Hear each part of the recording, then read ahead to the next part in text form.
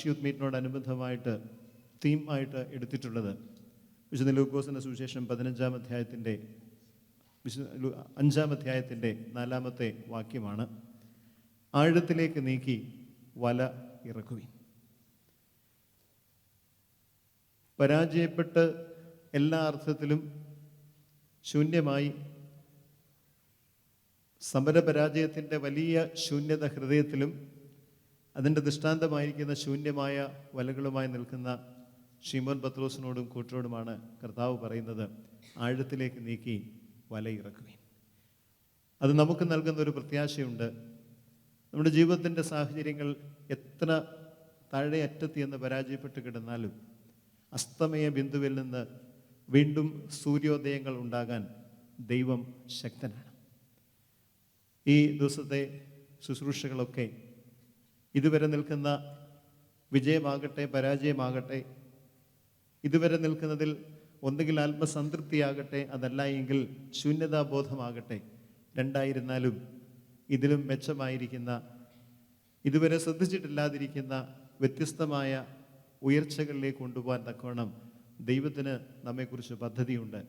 നമുക്ക് മനസ്സുണ്ടെങ്കിൽ ആഴത്തിലേക്ക് നീക്കി വലയിറക്കുവാൻ, അവൻ്റെ വാക്ക് കേൾക്കുവാൻ മനസ്സുണ്ടെന്ന് വരികിൽ ദൈവത്തിന് നിശ്ചയമായിട്ടും ആ പദ്ധതിയുണ്ട്. ഈ ദിവസത്തെ ശുശ്രൂഷകളൊക്കെ ആ ദൈവപദ്ധതിയെ തിരിച്ചറിയുവാൻ, നമ്മെ തന്നെ പുതുക്കുവാൻ, രൂപാന്തരപ്പെടുവാൻ തക്കവണ്ണം മുഖാന്തരമായിട്ട് തീരട്ടെ എന്ന് പ്രത്യേകമായിട്ട് പ്രാർത്ഥിക്കുന്നു. ഈ ദിവസങ്ങളിലെ ശുശ്രൂഷയ്ക്ക് വേണ്ടി നേതൃത്വം നൽകുവാൻ തക്കവണ്ണം നമ്മുടെ ക്ഷണം സ്വീകരിച്ച് നമ്മളോടൊപ്പമായി എത്തിയിരിക്കുന്നത് ബഹുമാനപ്പെട്ട ജിതിൻ ജോസഫ് മാത്യു അച്ഛനാണ്. ബഹുമാനപ്പെട്ട അച്ഛൻ ചെങ്ങന്നൂർ ഭദ്രാസനത്തിൽപ്പെട്ട മംഗലം സെൻറ്റ് ജോർജ് ഓർത്തഡോക്സ് ഇടവകയുടെ അംഗമാണ്. അച്ഛന് വൈദിക ശുശ്രൂഷയിൽ പ്രവേശിച്ച് അടുത്തായി ലഭിച്ചിരിക്കുന്ന നിയോഗം എന്നുള്ളത് ചെങ്ങന്നൂർ ഭദ്രാസനത്തിൽപ്പെട്ട കുടശനാട് സെൻറ്റ് സ്റ്റീഫൻസ് ഓർത്തഡോക്സ് കത്തീഡ്രലിൻ്റെ സഹവികാരിയായിട്ട് അച്ഛൻ്റെ ചുമതലകൾ അടുത്ത ആഴ്ച മുതൽ അച്ഛന് ഏറ്റെടുക്കും. മലങ്കര സഭയുടെ സുവിശേഷ പ്രവർത്തന പ്രസംഗ വേദികളിലും അതുപോലെ തന്നെ ധ്യാന പ്രസംഗങ്ങളിലുമൊക്കെ ഇപ്പോൾ ഏറ്റവും അധികമായി ശ്രദ്ധിക്കപ്പെടുന്ന അനുഗ്രഹീതനായ യുവ വൈദികനാണ് ബഹുമാനായിരിക്കുന്ന ജിതിൻ ജോസഫ് അച്ഛൻ. ഈ ഇടവകയുടെ ക്ഷണം സ്വീകരിച്ചുകൊണ്ട് ഈ ദൈവാലയത്തിലേക്ക് എത്തിച്ചേരുകയും ഈ ദിവസങ്ങളിൽ ശുശ്രൂഷകൾക്ക് നേതൃത്വം നൽകുകയും ചെയ്യുന്ന ബഹുമാനായിരിക്കുന്ന ജിതിൻ അച്ഛനെ എല്ലാവരുടെയും പേരിൽ ഏറ്റവും സ്നേഹത്തോടുകൂടെ സന്തോഷത്തോടുകൂടെ ഈ ഇടവകയിലേക്ക് പ്രത്യേകമായിട്ട് ഈ സന്ദർഭത്തിൽ സ്വാഗതം ചെയ്യുകയാണ്. ബഹുമാനായ ജാക്സൺ അച്ഛനും അതോടൊപ്പം തന്നെ സന്നിഹിതരായിരിക്കുന്ന എല്ലാ പ്രിയപ്പെട്ട സഹോദരി സഹോദരങ്ങളെയും ഈ parish youth week meet organise ചെയ്യുന്ന യുവജന പ്രസ്ഥാനത്തിൻ്റെ ഓഫീസ് ബിയറേഴ്സിൻ്റെയും എല്ലാ പ്രവർത്തകരെയും ബന്ധപ്പെട്ട് നിൽക്കുന്ന എല്ലാ പ്രിയപ്പെട്ടവരെയും ഒറ്റ വാക്കിൽ ഈ ദിവസങ്ങളിലെ ശുശ്രൂഷകളിലേക്ക് സ്വാഗതം ചെയ്യുന്നു. ബഹുമാനായ ജിതിൻ അച്ഛനെ ദൈവജന ശുശ്രൂഷയ്ക്കായിട്ട് ക്ഷണിച്ചുകൊള്ളുന്നു.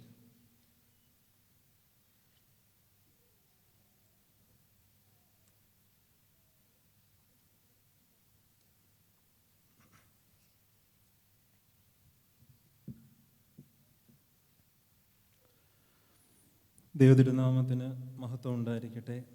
ഏറ്റവും ആദരണീയരായ വൈദിക ശ്രേഷ്ഠരെ, എന്നെ കേൾക്കുന്ന സ്നേഹമുള്ളവരെ, നിങ്ങളൊരു പകലിൻ്റെ മുഴുവൻ അലച്ചിൽ കഴിഞ്ഞ് ഈ പള്ളിക്കകത്ത് വന്നിരിക്കുകയാണ്.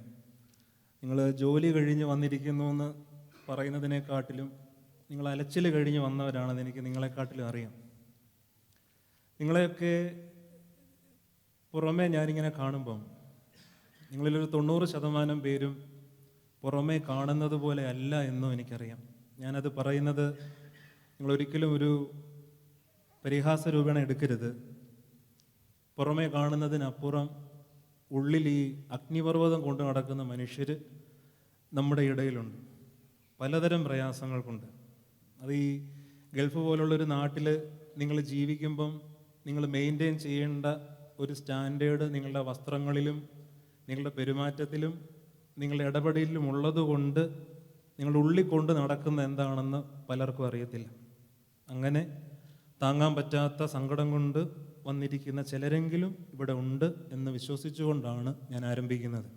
സ്നേഹമുള്ളവരെ, നിങ്ങളിന്ന് ഈ പള്ളിക്കകത്തിരിക്കുന്നത് പോലെ യേശുവിൻ്റെ അടുക്കൽ കുറച്ചധികം മനുഷ്യരിങ്ങനെ ചുറ്റും കൂടി വന്നിരുന്നു. ഇവരിങ്ങനെ അടുത്ത് വന്ന് കൂടിയിരിക്കുമ്പോഴാണ് യേശു ഇവരോട് സംസാരിച്ചു തുടങ്ങുന്നത്. നമ്മളിരിക്കുന്നത് പോലെ തന്നെയാണ്, പല ആവശ്യം കൊണ്ട് വന്നിരിക്കുന്നവരാണ്. യേശു അവരോട് സംസാരിച്ചതിന് ശേഷം യേശുവിൻ്റെ അടുക്കൽ കർത്താവിൻ്റെ ശിഷ്യരായ മുക്കുവര് കുറച്ച് പേരുണ്ട്. നമുക്കറിയാം, കർത്താവിൻ്റെ എല്ലാ ശിഷ്യന്മാരും മുക്കുവരല്ലായിരുന്നു. ചുങ്കം പിരിക്കുന്നവരുണ്ടായിരുന്നു, ആശാര്യമാരുണ്ടായിരുന്നു, ആർക്കിടെക്റ്റുകളുണ്ടായിരുന്നു. മുന്നേ ഇരിക്കുന്ന കുറച്ച് മനുഷ്യരോട് സുവിശേഷം പറഞ്ഞു കഴിഞ്ഞിട്ട് യേശു അവരെ പറഞ്ഞു വിട്ടിട്ടാണ് ശിഷ്യന്മാരോട് സംസാരിച്ചു തുടങ്ങുന്നത്. ശിഷ്യന്മാരോട് സംസാരിക്കുമ്പം അവർക്കൊരു സങ്കടമുണ്ട്. കാരണം അവർ വളരെയധികം കഷ്ടപ്പെട്ട് മീൻ പിടിക്കാൻ പോയിട്ടും അവർക്ക് വേണ്ടതൊന്നും കിട്ടിയില്ല. അവരത് യേശുവിനോട് പറയുന്ന നിമിഷം യേശു അവരോട് പറയുന്ന ഒരു മറുപടിയാണ് നമ്മുടെ ചിന്ത. വന്യ അച്ഛൻ അത് തുടക്കത്തിൽ തന്നെ സൂചിപ്പിച്ചു. യേശു അവരോട് പറഞ്ഞു, നിങ്ങൾ ആഴത്തിലേക്ക് നീക്കി വലയിറക്കുക. ലൂക്കോസ് എഴുതിയ സുവിശേഷം 5-ാം അധ്യായം 4-ാം വാക്യം. ആഴത്തിലേക്ക് നിങ്ങൾ വലയിറക്കുക. വ്യക്തിപരമായിട്ട് എന്നെ സംബന്ധിച്ച് എനിക്ക് ഏറ്റവും എന്നെ തൊട്ട ഒരു വചനമാണിത്. വളരെ അവിചാരിതമായിട്ടാണ് നമ്മൾ ഈ പെന്തക്കോസ്ത് ദിവസങ്ങളിൽ ഈ ഒരു വചനത്തിലേക്ക് എത്തിച്ചേർന്നതെങ്കിലും ഈ കർത്താവിൻ്റെ ഉയർപ്പിന് ശേഷം വരുന്ന ദിവസങ്ങളിലൊക്കെ നമ്മൾ വായിക്കുന്ന ഒരു വാക്യമാണ്. വളരെ പ്രധാനപ്പെട്ടൊരു വാക്യമാണ്. ഈ വാക്യത്തിൻ്റെ ഏറ്റവും വലിയ ഒരു മനോഹാരിത എന്താണെന്നറിയാമോ? എങ്ങനെ മീൻ പിടിക്കണമെന്ന് ആശാരി മുക്കുവരോട് പറയുന്ന ഒരു ഭാഗമാണ്. രണ്ടും രണ്ട് തൊഴിലാണ്. ആശാരിയുടെ ഒരു തൊഴിൽ മഹിമ, യേശുവിൻ്റെ ഒരു തൊഴിൽ മഹിമ എന്ന് പറയുന്നത് തൊടുന്ന പണിയാനെടുക്കുന്ന തടികളുടെ അതിൻ്റെ കാതിൽ ഭാഗം ഏതാണെന്നറിയാം. ഈ ഒരു കൊച്ചു മരക്കഷ്ണം എടുത്ത് വേറൊരു മരക്കഷ്ണത്തെ അടിക്കുമ്പം അത് ഏത് മരമാണെന്നറിയാം. ശബ്ദം കൊണ്ട് മരത്തെ അറിയാം, അതിൻ്റെ മിനുസം അറിയാം, അതിൻ്റെ ബലം അറിയാം. ഇതൊക്കെ ഒരു ആശാരിയുടെ കഴിവാണ്. പക്ഷെ ഒരിക്കലും ഈ തടി കൊണ്ട് വഞ്ചിയൊക്കെ പണിയുമെങ്കിൽ പോലും കടലിൻ്റെ ആഴം ആശാരിക്ക് അറിയണമെന്നില്ല. മുക്കുവൻ്റെ പ്രത്യേകത എന്താണ് നമുക്കൊക്കെ അറിയാം. വ്യക്തിപരമായിട്ട് എന്നെ സംബന്ധിച്ച് നിങ്ങളിൽ പലർക്കും അറിയായിരിക്കും. നമ്മുടെ നാട്ടിൽ 2018 ഒരു വെള്ളപ്പൊക്കം, ഞാനൊക്കെ വ്യക്തിപരമായിട്ട് ശരിക്കും അതിൽ പെട്ടുപോയതാണ്. നമ്മുടെയൊക്കെ നാട് അതിൽ ശരിക്കും പെട്ടതാണ്. അക്ഷരാർത്ഥത്തിൽ രക്ഷകരായിട്ട് വന്നത് ഈ നാട്ടിലെ കുറച്ച് ഫോഴ്സുകൾക്കപ്പുറം നമ്മുടെ വീട്ടിലുള്ളവരെ പോലും രക്ഷിക്കാൻ വേണ്ടി വന്നത് ഈ മുക്കുവരാണ്.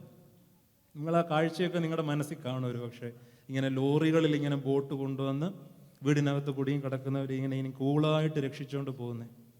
കടലിൻ്റെ ഓരോ ആഴം ഇവർക്കറിയാം. കുറച്ച് നാൾ മുമ്പ് നമ്മുടെ മലയാളത്തിൽ ഒരു മനോഹരമായൊരു പുസ്തകം ഇറങ്ങിയിട്ടുണ്ട്. കടലിൽ എൻ്റെ ജീവിതം എന്ന് പറഞ്ഞൊരു പുസ്തകമാണ്. TK റഫീഖ് എന്ന് പറയുന്ന ഒരാൾ എഴുതിയാണ്. ഈ TK റഫീഖ് എന്ന് പറയുന്നത് ഒരിക്കലും ഒരു സാഹിത്യകാരനൊന്നും അല്ല കേട്ടോ, ഒരു മീൻപിടുത്തക്കാരനാണ്. മുക്കുവൻ എഴുതിയ ഒരു ബുക്കാണ്, മാതൃഭൂമി ബുക്സാണ് അത് ഇറക്കിയിട്ടുള്ളത്. കടലിൽ എൻ്റെ ജീവിതം വളരെ മനോഹരമായ പുസ്തകമാണ്. വളരെ സിമ്പിളാണ്. അതായത് ഒരു മുക്കുവൻ എങ്ങനെ മീൻ പിടിക്കാൻ പോകുന്നു, എത്ര മണിക്ക് ഇറങ്ങുന്നു, ഒരു വെളുപ്പിനെ 1 മണിക്ക് ഇറങ്ങും, 2:30 ഇറങ്ങും, 3 മണിക്ക് ഇറങ്ങും, മഴ നനഞ്ഞു പോകും, പട്ടിണി കടന്നു പോകും, ഒരു പെട്രോൾ മാക്സിൻ്റെ ഒരു ലൈറ്റൊക്കെ സംഘടിപ്പിച്ച്, ഒരു മണ്ണെണ്ണ സ്റ്റൗവൊക്കെ സംഘടിപ്പിച്ച് പുറംകടലിലേക്ക് പോയി വളരെ കഷ്ടപ്പെട്ട് എവിടെ വലയിട്ടാൽ മീൻ കിട്ടും, ഏതൊക്കെ തരം മീൻ കിട്ടും എന്നൊക്കെ നിശ്ചയമുള്ള മനുഷ്യരാണ്. പക്ഷേ ഈ ഒരു പുസ്തകം അവസാനിക്കുന്നത് ഒരു ചെറിയ വേദന തന്നുകൊണ്ടാണ് ഈ ബുക്ക് അവസാനിപ്പിക്കുന്നത്. ഈ TK റഫീഖ് എന്ന് പറയുന്ന ആൾക്കൊരു പ്രത്യേകത ഉണ്ട്. അയാളിങ്ങനെ കടലിൻ്റെ ആഴങ്ങളിലോട്ട് പോയി പാറക്കെട്ടുകൾക്കിടയിൽ ഈ കല്ലുമ്മക്കായ എടുക്കുന്നൊരു മനുഷ്യനാണ്. എത്ര നേരം ശ്വാസം പിടിച്ച് നിന്നാലും അയാൾ അതെടുത്തുകൊണ്ടേ വരത്തുള്ളൂ. പക്ഷെ ഒരു ദിവസം ഇങ്ങനെ 2 പാറക്കെട്ടുകൾക്കിടയിൽ കടലിനടിയിൽ കുടുങ്ങിയാണ് ഇയാൾ മരണപ്പെടുന്നത്. ബുക്കിൻ്റെ അവസാനം വേറൊരാളാണ് ഇത് സൂചിപ്പിക്കുന്നത്. മുക്കുവരുടെ അത്രത്തോളം എന്താ പറയണ്ടേ, ഭയാനകമായ ഒരു ജീവിതമാണ്. അവർക്കറിയാം എവിടെ വീശണം. കാരണം അവർക്കൊരു നിശ്ചയമുണ്ട്. ഈ വെള്ളത്തിൻ്റെ പരപ്പിലാണ് ഇവർ ശരിക്കും ലക്ഷ്യം വെക്കുന്നത്. ആഴത്തിൽ ഒരിക്കലും മുക്കുവർ വല വീശാറില്ല. അത് യേശുവിൻ്റെ കാലത്തും അതെ, ഇന്നും അതെ. കാരണം മത്സ്യങ്ങൾ ഇങ്ങനെ ഈ കടലിൻ്റെ ആഴങ്ങളിലേക്ക് അധികം പോവില്ല. അവിടുത്തെ ഒരു മർദ്ദമുണ്ട്, ഒരു പ്രഷറുണ്ട്. നിങ്ങൾ കഴിഞ്ഞ ദിവസം ഒരു വാർത്ത ശ്രദ്ധിച്ചതാണ്. നമ്മുടെ തമിഴ്നാട് കടൽ തീരത്ത് ഓറാ മത്സ്യം എന്ന് പറയുന്ന ഒരു മീന് അതിങ്ങനെ കടലിൽ വന്ന് അടിഞ്ഞതിൻ്റെ ഒരു അത്ഭുത വാർത്തയൊക്കെ നിങ്ങൾ കണ്ടു കാണും. ഈ ഡീപ്പ് പ്രഷറിൽ നിന്ന് വന്നൊരു മീനാണ്. കടലിൻ്റെ ഏറ്റവും ആഴത്തിൽ നിന്ന് വന്നതാണ്. നമുക്ക് ഈ കഴിക്കുന്ന മീനുകളൊന്നും അത്ര ആഴത്തിൽ നിന്ന് വരുന്നതല്ല. അതിങ്ങനെ ഈ വെള്ളത്തിൻ്റെ പരപ്പിലാണ് ജീവിക്കുന്നത്. അവിടെ മർദ്ദം കുറവാണ്, അവിടെ സൂര്യവെളിച്ചം കിട്ടും, അവിടെ അത്യാവശ്യം ജീവിക്കാൻ പറ്റുന്നൊരു സാഹചര്യമാണ്. ഷാലോവർ വാട്ടർ ഫിഷിംഗ് എന്നൊക്കെ അതിന് പറയുന്നത്. ഇങ്ങനെ പരപ്പിൽ വല വീശി പരപ്പിൽ നിന്ന് കിട്ടുന്നതിനെ പിടിച്ച് ജീവിക്കുന്ന മനുഷ്യർ. പക്ഷെ എത്രത്തോളം ഇങ്ങനെ പരപ്പിൽ വല എറിഞ്ഞിട്ടും ഒന്നും കിട്ടാതിരിക്കുമ്പം യേശു അവരെ പഠിപ്പിക്കുന്ന, ആശാരി മുക്കുവരെ പഠിപ്പിക്കുന്ന, ജീവന്റെ നായകൻ മുക്കുവരെ പഠിപ്പിക്കുന്ന ഒരു വാക്കാണ് ആഴമെന്ന് പറയുന്നത്. Launch your nets into the deep. Deepness അല്ലെങ്കിൽ ഡെപ്ത് എന്ന് പറയുന്നൊരു വാക്കുണ്ട് വേദപുസ്തകത്തിൻ്റെ. അത് എഴുതപ്പെട്ട മൂലഭാഷയിലുള്ളൊരു വാക്ക് ബാത്തോസ് എന്ന് പറയുന്നൊരു വാക്കാണ്. അതിൻ്റെ ഒരറ്റം എന്താണെന്ന് അറിയാൻ പറ്റാത്ത അത്ര ആഴത്തിന് നമ്മൾ കൊടുക്കുന്നൊരു വാക്കാണ് ബാത്തോസ്, അല്ലെങ്കിൽ ഡീപ്നെസ്, ഡെപ്ത്, ആഴം.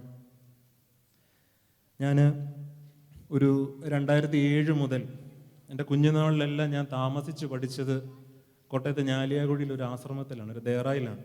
നിങ്ങളിൽ പലർക്കും ആ ദേറയൊക്കെ അറിയാം. കാലം ചെയ്ത ഭാഗ്യസ്മരണാർഹനായ യുവാനേശ്വരവിനോട് ഒരു ദേറയാണ്. ആ ദേറയിൽ തന്നെ ഞാൻ ഒരു 9ലും 10ലും ഒക്കെ പഠിക്കുന്ന സമയത്ത് അവിടെ ഉണ്ടായിരുന്ന ഒരു വൈദിക ശ്രേഷ്ഠനാണ് സഖേർ എന്ന് പറയുന്നത്. നിങ്ങൾക്കറിയാം സഖേർ ആരാന്ന്.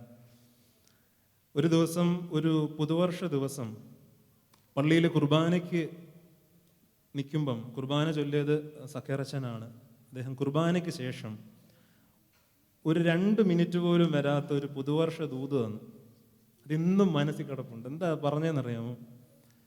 ഒരു പുതിയൊരു വർഷത്തിൻ്റെ ആരംഭത്തിൽ ഇദ്ദേഹം കുർബാനയ്ക്ക് വന്ന ആൾക്കാരോട് ഒരൊറ്റ കാര്യമേ പറഞ്ഞുള്ളൂ: ജീവിതത്തിൻ്റെ നീളം കൂട്ടാൻ പറ്റത്തില്ല, ആഴം കൂട്ടാൻ പറ്റും. ഒറ്റ കാര്യമേ പറഞ്ഞുള്ളൂ. എനിക്കത് ഭയങ്കരമായിട്ട് നമ്മളെ ടച്ച് ചെയ്തൊരു കാര്യമാണ്. സത്യമാണ്, നമുക്ക് ജീവിതത്തിൻ്റെ നീളം കൂട്ടാൻ പറ്റത്തില്ല. ഹൊറിസോണ്ടലി ഒരു നീട്ടമോ കുറുക്കലോ ഇനി ഈ ജീവിതത്തിനില്ല, നമ്മുടെ കയ്യിലല്ല നിൽക്കുന്നത്. പക്ഷേ വെർട്ടിക്കലി ഒരു പോക്ക് സാധ്യമാണ്. ആഴം കൂട്ടാൻ പറ്റും. അത് നിശ്ചയമായിട്ട് നമ്മുടെ കയ്യിലിരിക്കുന്ന കാര്യമാണ്. ആഴം കൂട്ടാൻ പറ്റും.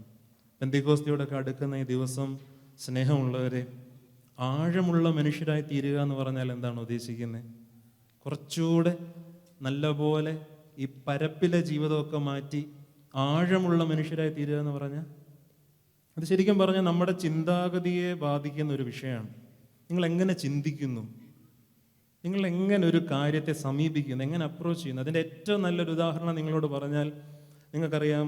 ഈ കുറച്ച് നാളുകൾക്ക് മുൻപ് നമ്മുടെ നാട്ടിലൊരു യുദ്ധത്തിൻ്റെ ഒരു ചെറിയ അന്തരീക്ഷം ഉണ്ടായിരുന്നു. നിങ്ങൾക്കറിയാം. ഇതെങ്ങനെ ആരംഭിക്കുന്നു എന്നുള്ളതും നിങ്ങൾക്കറിയാം. ആ ഒരു പഹൽഗാം വിഷയങ്ങളൊക്കെ നമുക്കറിയാം.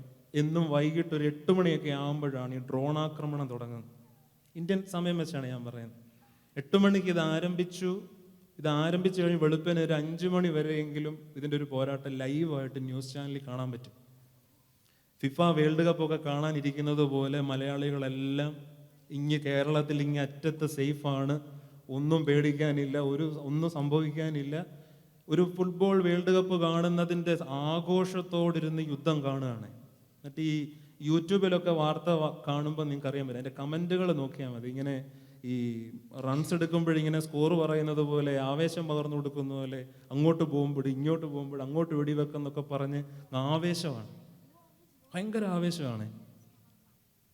ഈ ആവേശത്തിൻ്റെ ഇടയിൽ ഒട്ടും പ്രതീക്ഷിക്കാത്തൊരു പ്രതികരണം നമ്മുടെ ഒരു രാഷ്ട്രീയ നേതാവിൻ്റെ ഇടയിൽ നിന്ന് വന്നു. എം സ്വരാജ് എന്നാണ് അദ്ദേഹത്തിൻ്റെ പേര്. നിങ്ങൾക്കറിയാം, നിലമ്പൂർ ഇപ്പം സ്ഥാനാർത്ഥിയായിട്ട് നിൽക്കുകയാണ്. എം സ്വരാജ് ഒരൊറ്റ കാര്യമേ പറഞ്ഞുള്ളൂ: അവനവൻ്റെ മുറ്റത്ത് മിസൈൽ വന്ന് വീഴാത്തിടത്തോളം യുദ്ധം എന്ന് പറയുന്ന അതിർത്തിയിലെ തൃശ്ശൂർ പൂരമാണ് പലർക്കും. തൃശ്ശൂർ പൂരത്തിൻ്റെ ഒരു സമയത്താണ് ഇത് ആരംഭിക്കുന്നത്. സ്വന്തം വീട്ടുമുറ്റത്ത് മിസൈൽ വന്ന് വീണ് അല്ലെ യുദ്ധത്തിൻ്റെ ഭീകരത അറിയാത്തിടത്തോളം നിങ്ങൾക്കിതിൻ്റെ വേദന മനസ്സിലാകത്തില്ല. നിങ്ങളിങ്ങനെ ആഘോഷമാണിത്. ഇതിന് പറയുന്ന വാക്കാണ് ഈ ആഴമുള്ള ചിന്താഗതി എന്ന് പറയുന്നത്. നിങ്ങൾ എങ്ങനെ ഒരു വിഷയത്തെ കാണുന്നു, നിങ്ങൾ എങ്ങനെ ഒരു വിഷയത്തെ സമീപിക്കും, നിങ്ങൾ എങ്ങനെ ചിന്തിക്കുന്നു. സ്നേഹമുള്ളവരെ, ചിന്താഗതി ഏറ്റവും പ്രധാനപ്പെട്ടാണ്. അത് ജീവിതത്തെ സംബന്ധിച്ചാണെങ്കിലും പ്രാർത്ഥനയെ സംബന്ധിച്ചാണെങ്കിലും ഏതൊരു കാര്യത്തെ സംബന്ധിച്ചാലും നിങ്ങൾ എങ്ങനെ കാര്യങ്ങളെ മനസ്സിലാക്കും. നമ്മളൊക്കെ എത്ര നാള് പള്ളിപ്പെരുന്നാളിൻ്റെ ചെണ്ടമേളത്തിൽ ഇങ്ങനെ തിമിർത്ത് തുള്ളി സന്തോഷിച്ച് മുന്നോട്ട് പോകും. എത്ര നാള് പള്ളി അലങ്കരിച്ച് നമ്മളിങ്ങനെ മുൻപോട്ട് പോകും. എത്ര നാൾ നമ്മളിങ്ങനെ മുദ്രാവാക്യങ്ങൾ വിളിച്ചുകൊണ്ട് മുൻപോട്ട് പോകും? ജീവിതത്തിനൊരു ചെറിയ ഒരു ഒരു ഒരു ഷിഫ്റ്റ് ആവശ്യമുണ്ട്, ഒരു ചെറിയ മാറ്റം ആവശ്യമുണ്ട് സ്നേഹമുള്ളവരെ. സുഭാഷ് ചന്ദ്രനൊക്കെ പറയുന്നത് പോലെ അങ്ങോട്ട് നോക്കുമ്പം ബോധം ഉദിക്കത്തക്ക രീതിയിലുള്ള മനുഷ്യർ വളരെ കുറവാണ്. ചിലരെ കാണുമ്പം നമുക്ക് പല കാര്യങ്ങളാണ് തോന്നുന്നത്, പക്ഷെ ചില മനുഷ്യരെ കാണുമ്പം ബോധം ഉദിക്കത്തക്ക രീതിയിലുള്ള മനുഷ്യർ കുറവാണ്. പെന്തിക്കോസ്തിയുടെ കാത്തിരിപ്പിൻ്റെ ഈ ദിവസം ജീവിതത്തിൻ്റെ ആഴം എങ്ങനെ നമുക്ക് ഒന്ന് കുഴിച്ചെടുത്ത് പോകാം, അല്ലെങ്കിൽ ഈ ആഴമുള്ള മനുഷ്യരുടെ ജീവിത പ്രത്യേകത എന്താണെന്നൊരു 4 ചിന്തകളിൽ കൂടെ നമുക്ക് പോകാം. ചിലരെങ്കിലും ഞാനിത് പറയുമ്പം എത്തരം മനുഷ്യരെ നിങ്ങൾ കണ്ടിട്ടുണ്ടാവും. ആഴമുള്ള മനുഷ്യരുടെ ഒരു ഒന്നാമത്തെ പ്രത്യേകത എന്താണെന്നറിയാമോ? ഇവർക്ക് എല്ലാ കാര്യത്തിലും ഒരു രണ്ടാം കാഴ്ച കാണും. രണ്ടാം കാഴ്ച എന്നൊരു വാക്ക് നിങ്ങൾ കേട്ടിട്ടുണ്ടോ? നമ്മൾ കണ്ണുമിഴിച്ച് ചുറ്റും കാണുന്ന കാര്യങ്ങളെല്ലാം നമ്മുടെ ഒന്നാം കാഴ്ചയാണ്. ഒറ്റ കാഴ്ചയിൽ, ഒറ്റ നോട്ടത്തിൽ നമ്മൾ കാണുന്ന കാര്യങ്ങളാണ്. ഈ രണ്ടാം കാഴ്ച എന്ന് പറയുന്നൊരു കാര്യമുണ്ട്. ഏതൊരു വിഷയത്തിനകത്തും രണ്ടാം കാഴ്ചയുണ്ട്. നിങ്ങൾ കേട്ടിട്ടുള്ളതുപോലെ കണ്ണ് തുറക്കുമ്പം കാഴ്ച കാണുന്നു, കണ്ണടയ്ക്കുമ്പം ദർശനം കിട്ടുന്നു എന്നൊക്കെ പറയുന്നതിനേക്കാളും അപ്പുറത്തെ ഒരു കാര്യമാണ്. നിങ്ങൾക്ക് അറിയാവുന്ന ഒരാളാണ് ജോസഫ് അന്നംകുട്ടി ജോസ് എന്ന് പറയുന്ന റേഡിയോ ജോക്കി. നിങ്ങൾക്ക് അറിയാം ഇല്ലേ? നിങ്ങൾ അദ്ദേഹത്തിൻ്റെ യൂട്യൂബിൽ ടോക്കൊക്കെ നിങ്ങൾ കാണുന്നതാണ്. റേഡിയോ മിർച്ചിയിലെ ഒരു ആർജയാണ് ജോസഫ് അന്നംകുട്ടി ജോസ്. ജോസഫ് അന്നംകുട്ടി ഒരു ദിവസം ദൂരെ എവിടോ ഒരു വിദേശ യാത്ര കഴിഞ്ഞ് തിരിച്ച് നാട്ടിൽ വന്നു. എയർപോർട്ടിൽ നിന്ന് തിരിച്ച് വീട്ടിലോട്ട് പോകുന്ന യാത്രയിൽ ആഹാരം കഴിക്കാൻ ഒരു റെസ്റ്റോറൻറ്റിൽ കയറി രാത്രി. നിങ്ങൾക്കറിയാം ജോസഫിൻ്റെ സംസാരങ്ങൾ നിങ്ങൾ കേട്ടിട്ടുണ്ടോ? നിങ്ങൾ ശ്രദ്ധിക്കും, അതൊരു അടഞ്ഞ ശബ്ദമാണ് ജോസഫിൻ്റെ. നമുക്കൊക്കെ ചിലക്കം വേണമെങ്കിലും ശ്രമിച്ച് അനുകരിക്കാൻ പറ്റുന്ന ഒരു അടഞ്ഞ ശബ്ദമാണ്. ജോസഫ് അന്നംകുട്ടിയും ഒരു സുഹൃത്തോട് ഇങ്ങനെ ആഹാരം കഴിച്ചുകൊണ്ടിരിക്കുമ്പം ഒരു മനുഷ്യൻ അടുത്ത് വന്ന് ഈ ജോസഫിനെ പരിചയപ്പെടാൻ വന്നു. ഞാൻ നിങ്ങളുടെ ഒരു വലിയ ഫാനാണ്, ഞാൻ നിങ്ങളുടെ പ്രസംഗമൊക്കെ കേൾക്കും. പക്ഷേ ഇത് പറഞ്ഞപ്പോൾ ഒരു കുഴപ്പമുണ്ട്. ജോസഫ് സംസാരിക്കുന്നത് പോലെയാണ് ഇയാൾ സംസാരിക്കുന്നത്. കൂട്ടുകാരൻ ചെവി പതുക്കെ പറഞ്ഞാൽ നിന്നെ കളിയാക്കുന്നതാണ്, നിന്നെ കേട്ടിട്ട് മനസ്സിലായില്ലോ എന്ന് ചോദിച്ചു. മൈൻഡ് ചെയ്തില്ല. ഈ സംസാരിച്ച ആൾ അപ്പുറം പോയിരുന്നു.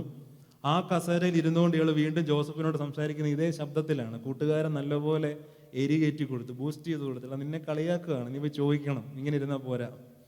ജോസഫ് അന്നംകുട്ടി കസേരയിൽ നിന്ന് എഴുന്നേറ്റു, നടന്ന് ചോദിക്കാൻ അയാളുടെ അടുക്ക ചെന്ന് ഒന്ന് കുനിഞ്ഞപ്പം കണ്ടത് ഈ സംസാരിച്ച മനുഷ്യൻ്റെ കഴുത്തിൽ ഒരു 4 സ്റ്റിച്ചുണ്ട്. കാര്യമായ സാരമായ ഒരു രോഗത്തിന് വോക്കൽ കോഡിൽ സർജറി കഴിഞ്ഞൊരു മനുഷ്യനാണ്. അടുത്ത് ചെന്ന് നോക്കിയപ്പോഴാണ് ഇത് കണ്ടത്. അന്നംകുട്ടി ഇത് യൂട്യൂബിൽ പറയുമ്പം അയാൾ ഉപയോഗിച്ചൊരു വാക്കാണ് ഈ രണ്ടാം കാഴ്ച എന്ന് പറയുന്നൊരു വാക്ക്. ഏതൊരു കാര്യത്തിൻ്റെ പിന്നിലും ഒരു രണ്ടാം കാഴ്ചയുണ്ട് സ്നേഹമുള്ളവരെ. ഒറ്റ നോട്ടത്തിൽ കാണുന്ന പോലല്ലോ ഒരു കാര്യങ്ങൾ, അത് മനുഷ്യരാണെങ്കിലും ഏതൊരു സംഭവമാണെങ്കിലും. നമ്മുടെ ഇന്നത്തെ മാധ്യമങ്ങളൊക്കെ എടുത്ത് നോക്കിയാൽ മതി, എല്ലാത്തിനും ഒരു രണ്ടാം കാഴ്ചയുണ്ട്.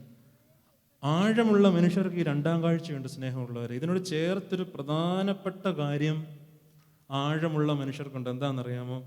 അഴകുള്ളതും അഴകില്ലാത്തതും എന്ന് പറയുന്നൊരു വേർതിരിവ് ഇങ്ങനത്തെ മനുഷ്യർക്കില്ല.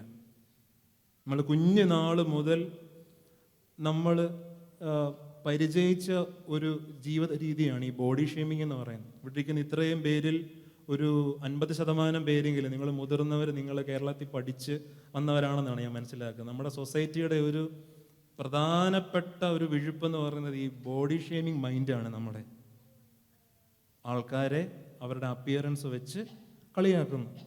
നമ്മുടെ ഇന്നത്തെ ഒരു തലമുറയ്ക്ക് ഇല്ലാത്ത ഒരു നല്ല ഗുണം അതാണ്. അവർക്ക് ഇങ്ങനെ കളിയാക്കുന്ന പരിപാടി അവർക്കില്ല. അഗ്ലി എന്നോ അൺപ്ലസൻ്റ് എന്നോ അൺപ്ലീസബിൾ എന്നോ അൺസൈറ്റ്ലി എന്നോ ഒക്കെ പറയുന്ന ചില വാക്കുകളുണ്ടല്ലോ. നമ്മൾ കളിയാക്കാൻ വേണ്ടി ഒരാൾ ഉപയോഗിക്കുന്ന വാക്ക്. കോന്ത്രപ്പല്ലുള്ള ആൾ, കഷണ്ടിയുള്ള ആൾ, തൊലി ചുളുങ്ങിയ ആൾ, നരയ്ക്കുന്ന ആൾ, അങ്ങനെ ഒത്തിരി വാക്കുകളാണ്.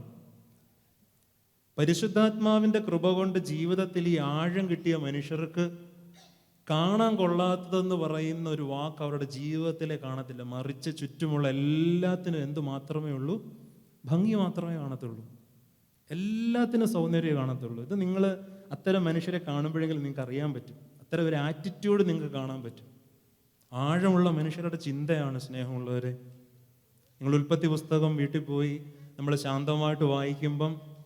നമ്മൾ ശ്രദ്ധിക്കുന്ന ഒരു വാക്കാണല്ലോ, എല്ലാം സൃഷ്ടിച്ചിട്ട് ദൈവം ഒരൊറ്റ കാര്യം പറഞ്ഞുള്ളൂ, എന്ത്? എല്ലാം നല്ലതാണ്. എല്ലാം നല്ലതാണ്. സൃഷ്ടി എല്ലാം കഴിഞ്ഞിട്ട് ഒരൊറ്റ സ്റ്റേറ്റ്മെൻറ്റേ പറയുന്നുള്ളൂ. കുറച്ച് കറുത്തു പോയെന്നോ കുറച്ച് വെളുത്തു പോയെന്നോ യേശു പറയുന്നുണ്ടോ? എനിക്ക് തോന്നുന്നു നമ്മുടെ നാടിനെ പറ്റി, പ്രത്യേകിച്ച് ഇന്ത്യയിൽ സൗത്ത് ഇന്ത്യയെ പറ്റി ഉള്ള പഠനങ്ങളിൽ ഏറ്റവും നമ്മളെ ലജ്ജിപ്പിക്കുന്ന ഒരു പഠന റിപ്പോർട്ടാണ് ഈ ഫെയർ ആൻഡ് ലവ്ലി ഒക്കെ ഏറ്റവും കൂടുതൽ ചൂടപ്പം പോലെ വിറ്റുപോകുന്ന ഒരു നാടാണ് നമ്മുടെ. ഫെയർ ആൻഡ് ലവ്ലി ഒന്നും ഒരു കടയിലും ഇങ്ങനെ മേടിക്കാൻ ആളില്ലാതെ കെട്ടിക്കിടന്നിട്ടില്ല. എല്ലാ കാലത്തും ഡിമാൻഡാണ്. നിങ്ങളൊരു വിവാഹത്തിന് വേണ്ടി നിങ്ങൾ ഇറങ്ങുക, വെളുപ്പും കറുപ്പും എത്രത്തോളം പ്രാധാന്യമാണെന്നൊക്കെ നമ്മൾ ചിന്തിച്ച് അത്ഭുതപ്പെടുന്നൊരു സമയങ്ങളാണ് അതൊക്കെ.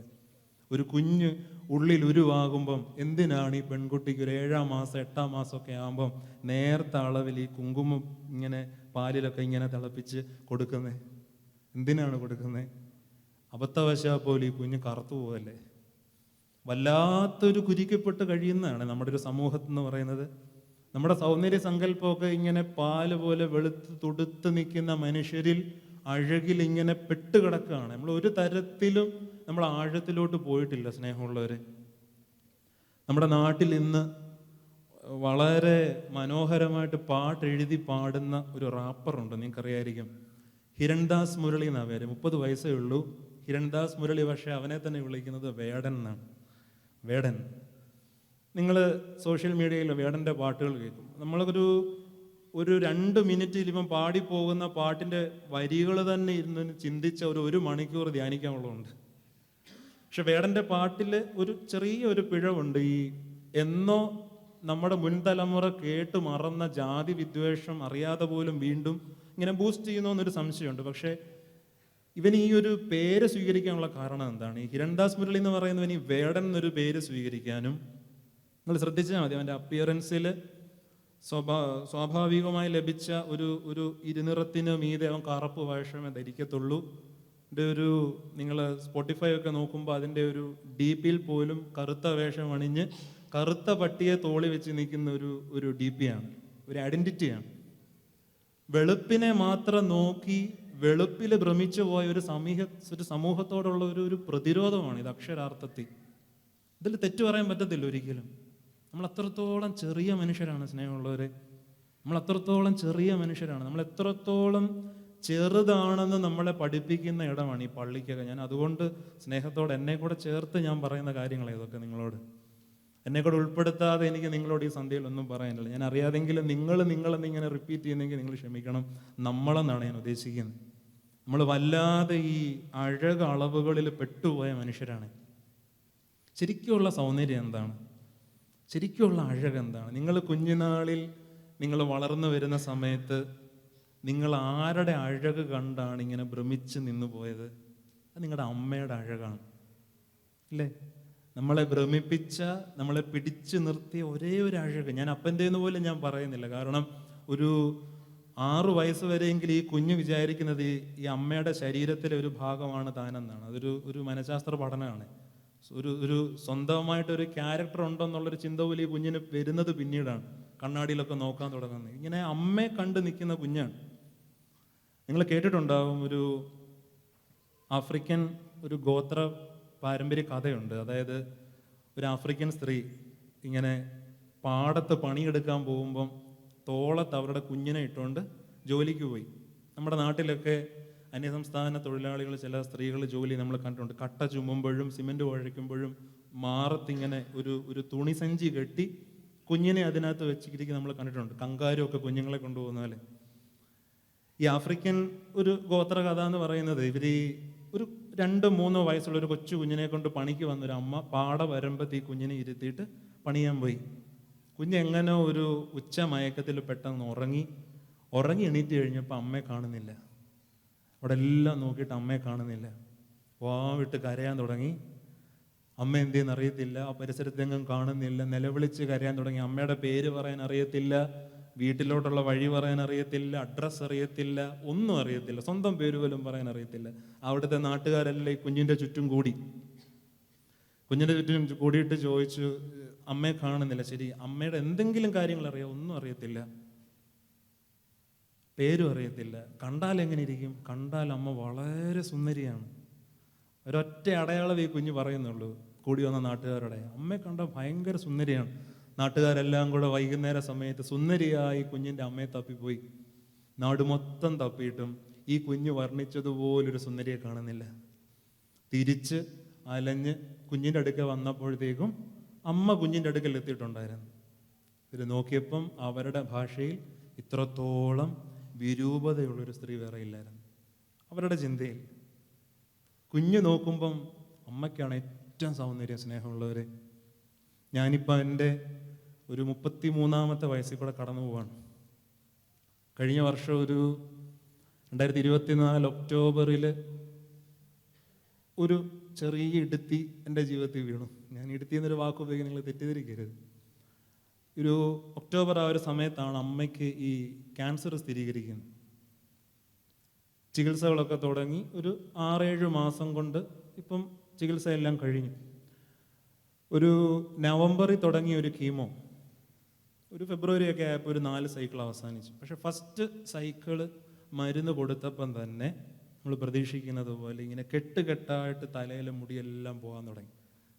ഞാൻ ഇടുത്തി എന്നൊരു വാക്ക് ഉപയോഗിച്ച് നമ്മൾ പ്രതീക്ഷിക്കുന്നില്ല ഇതൊരിക്കലും. തല മുഴുവൻ ഇങ്ങനെ മൊട്ടയായി തിളങ്ങുന്ന എൻ്റെ അമ്മ. ഞാനൊരു 32 വർഷക്കാലം കണ്ട അമ്മയല്ല 33-ാമത്തെ വർഷം ഞാൻ കാണുന്നു. ആ സമയത്ത് ഈ ചികിത്സ കഴിഞ്ഞ് വീട്ടിൽ കട്ടിലേ കിടക്കുമ്പം പപ്പയാണ് കൂടുതൽ ഇങ്ങനെ വീട്ടിലെ കാര്യങ്ങൾ കൂടുന്നത്. ഞാനും കാണും. ക്ഷീണത്തോടെ കിടക്കുമ്പോൾ ഈ അമ്മയുടെ ഒരു ആവലാതിയുണ്ട്. അസുഖത്തെക്കുറിച്ചൊന്നുമല്ല. പാല് തിളപ്പിച്ചോ, ചോറാരാ വെച്ചേ, കൂട്ടാൻ ആരാ വെച്ചേ, പപ്പായിക്കാകുമോ, മോൻ സഹായിക്കുമോ, എനിക്കൊന്ന് എഴുന്നേക്കാൻ പറ്റിയിരുന്നെങ്കിൽ. ശരിക്കും ഈ ദിവസങ്ങളിൽ ഞാൻ അറിഞ്ഞ സത്യം, മുടിയൊന്നും ഒരഴകല്ല. ഒരമ്മയുടെ അഴകെന്ന് പറഞ്ഞാൽ സ്നേഹമുള്ളവർ, അവരിങ്ങനെ ഈ കസ്തൂരി കൊണ്ട് നടക്കുന്നത് പോലെ ഉള്ളിൽ ഒളിപ്പിച്ച ഒരു സ്നേഹമുണ്ടല്ലോ, അതാണ് ഈ സൗന്ദര്യം എന്ന് പറയുന്നത്. അങ്ങനെ നോക്കുമ്പോൾ ഈ 32 വർഷക്കാലം ഞാൻ അറിഞ്ഞ അമ്മ ഈ ഒരു രൂപത്തിലിരിക്കുമ്പോൾ എത്രത്തോളം ഈ അഴക് വർദ്ധിക്കുന്നുണ്ട് അമ്മയുടെ. സ്നേഹം ഇങ്ങനെ തുളുമ്പുകയാണ് ആ രോഗാവസ്ഥയിലും. സ്നേഹമുള്ളവർ, മനുഷ്യരുടെ സൗന്ദര്യത്തിന് ഈ ഒരൊറ്റ അളവ് പോലെ ഉള്ളൂ. ഇവരെത്രത്തോളം സ്നേഹിക്കുന്നുണ്ട് മനുഷ്യർ. സ്നേഹമാണ് യഥാർത്ഥ അളവ്. ഞാനിതിന് ഒരു ഉദാഹരണം കൂടെ പറയുമ്പോൾ നമ്മൾ എവിടെ നിൽക്കുന്നു എന്നുള്ള കാര്യം നിങ്ങൾക്ക് മനസ്സിലാവും. നമ്മുടെ പള്ളിയിൽ യേശുക്രിസ്തുവിൻ്റെ ചിത്രം ഇവിടെ അധികം അങ്ങനെ കണ്ടിട്ടില്ല. നമ്മുടെ നാട്ടിൽ നമ്മൾ ഉപയോഗിക്കുന്ന ആരാധനാലയങ്ങളിൽ കാണുന്ന, നമ്മൾ കണ്ടുപരിചയിച്ച യേശു എങ്ങനെയുള്ളതാണ്? നല്ല വെളുത്ത് സുന്ദരനായി, ഹൃത്തിക് റോഷൻ്റെ ഒരു ജോലൈനും ഒരു പൂച്ചക്കണ്ണും ഒക്കെ വെച്ച്, മുടിയൊക്കെ നല്ല വെട്ടി, നല്ല ചീകി ഒതുക്കിയ ഒരു യേശു. അല്പം കറുത്ത് മുടി പാറി പൊടി പിടിച്ചിരിക്കുന്ന ഒരു യേശുവിനെ നിങ്ങൾക്ക് സങ്കല്പിക്കാൻ പറ്റുമോ? നമ്മുടെ പരുമല പള്ളി പുതുക്കി പണിത് കഴിഞ്ഞ് എനിക്ക് തോന്നുന്നു ആദ്യത്തെ ഒരു 3 വർഷത്തിനുള്ളിൽ തന്നെ വളരെ പൈസ മുടക്കി വിദേശത്തു നിന്ന് ഒരു ഐക്കണോഗ്രാഫറെ കൊണ്ടുവന്ന് ഒരു ഐക്കൺ വരച്ച് വെച്ചിരുന്നു പള്ളി. നിങ്ങൾ ചിലരെങ്കിലും ഓർക്കുന്നുണ്ടോ? പരുമല പള്ളി കുദാശയൊക്കെ ചെയ്ത് കഴിഞ്ഞ സമയത്ത് പള്ളി വെച്ചിരുന്നൊരു ഫോട്ടോയാണ്. ഒട്ടും ഭംഗിയില്ലെന്ന് പറഞ്ഞതിൻ്റെ പേരിൽ ഇത്ര ലക്ഷം മുടക്കി വരച്ച് ഈ ചിത്രമാണ് അവിടെ എടുത്ത് മാറ്റി വേറെ എണ്ണച്ചായ ചിത്രം വെച്ച്. കാണാനൊരു ലുക്കില്ല. ഞാനീ വളരെ ഫാക്ച്വലായിട്ടുള്ളൊരു കാര്യം നിങ്ങളോട് പറയാം. ഈ യൂറോപ്യൻ സ്റ്റൈലിൽ നിങ്ങൾ കാണുന്ന യേശുവിൻ്റെ ചിത്രം ഫേക്കാണ്. കാരണം ഈ മനുഷ്യർ പല റേസസ് ആയിട്ടുണ്ടല്ലോ. മംഗോളിയൻസ് ഉണ്ട്, നീഗ്രോയിഡ്സ് ഉണ്ട്, എസ്കിമോസ് ഉണ്ട്, പസഫിക് ഐലൻഡിലെ ആൾക്കാരുണ്ട്.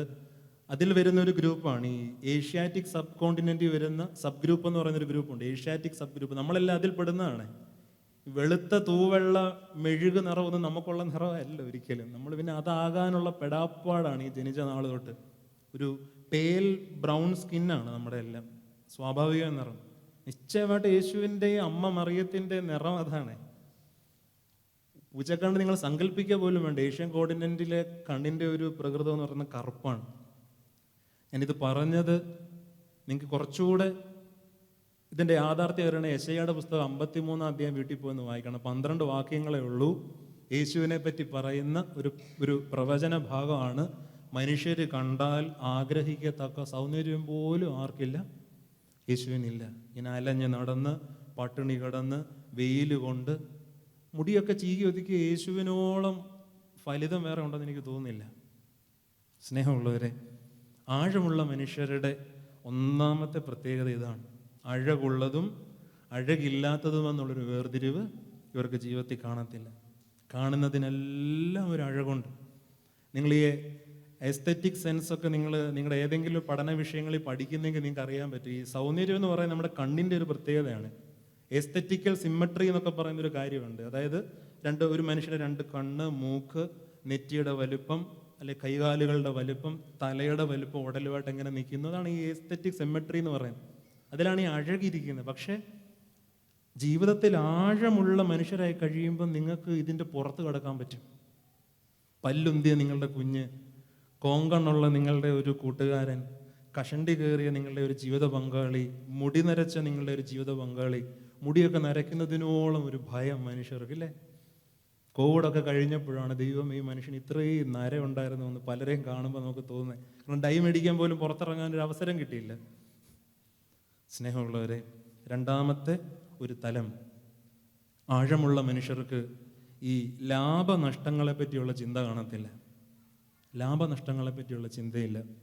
നിങ്ങൾ കുറച്ചുകൂടെ പത്രങ്ങൾ വായിക്കുകയും ഈ ദുബായ് പോലുള്ളൊരു നാട്ടിൽ കഷ്ടപ്പെട്ട് ജീവിക്കുകയും ചെയ്യുന്ന നിങ്ങൾക്കറിയാം, ലോകം ഓടുന്നത് മുഴുവൻ ലാഭത്തിന് വേണ്ടിയാണ്, ഇല്ലേ?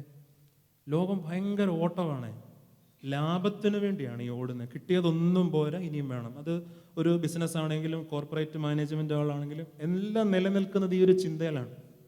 ഇനിയും വേണം, ഇനിയും വേണം, ഇനിയും വേണം.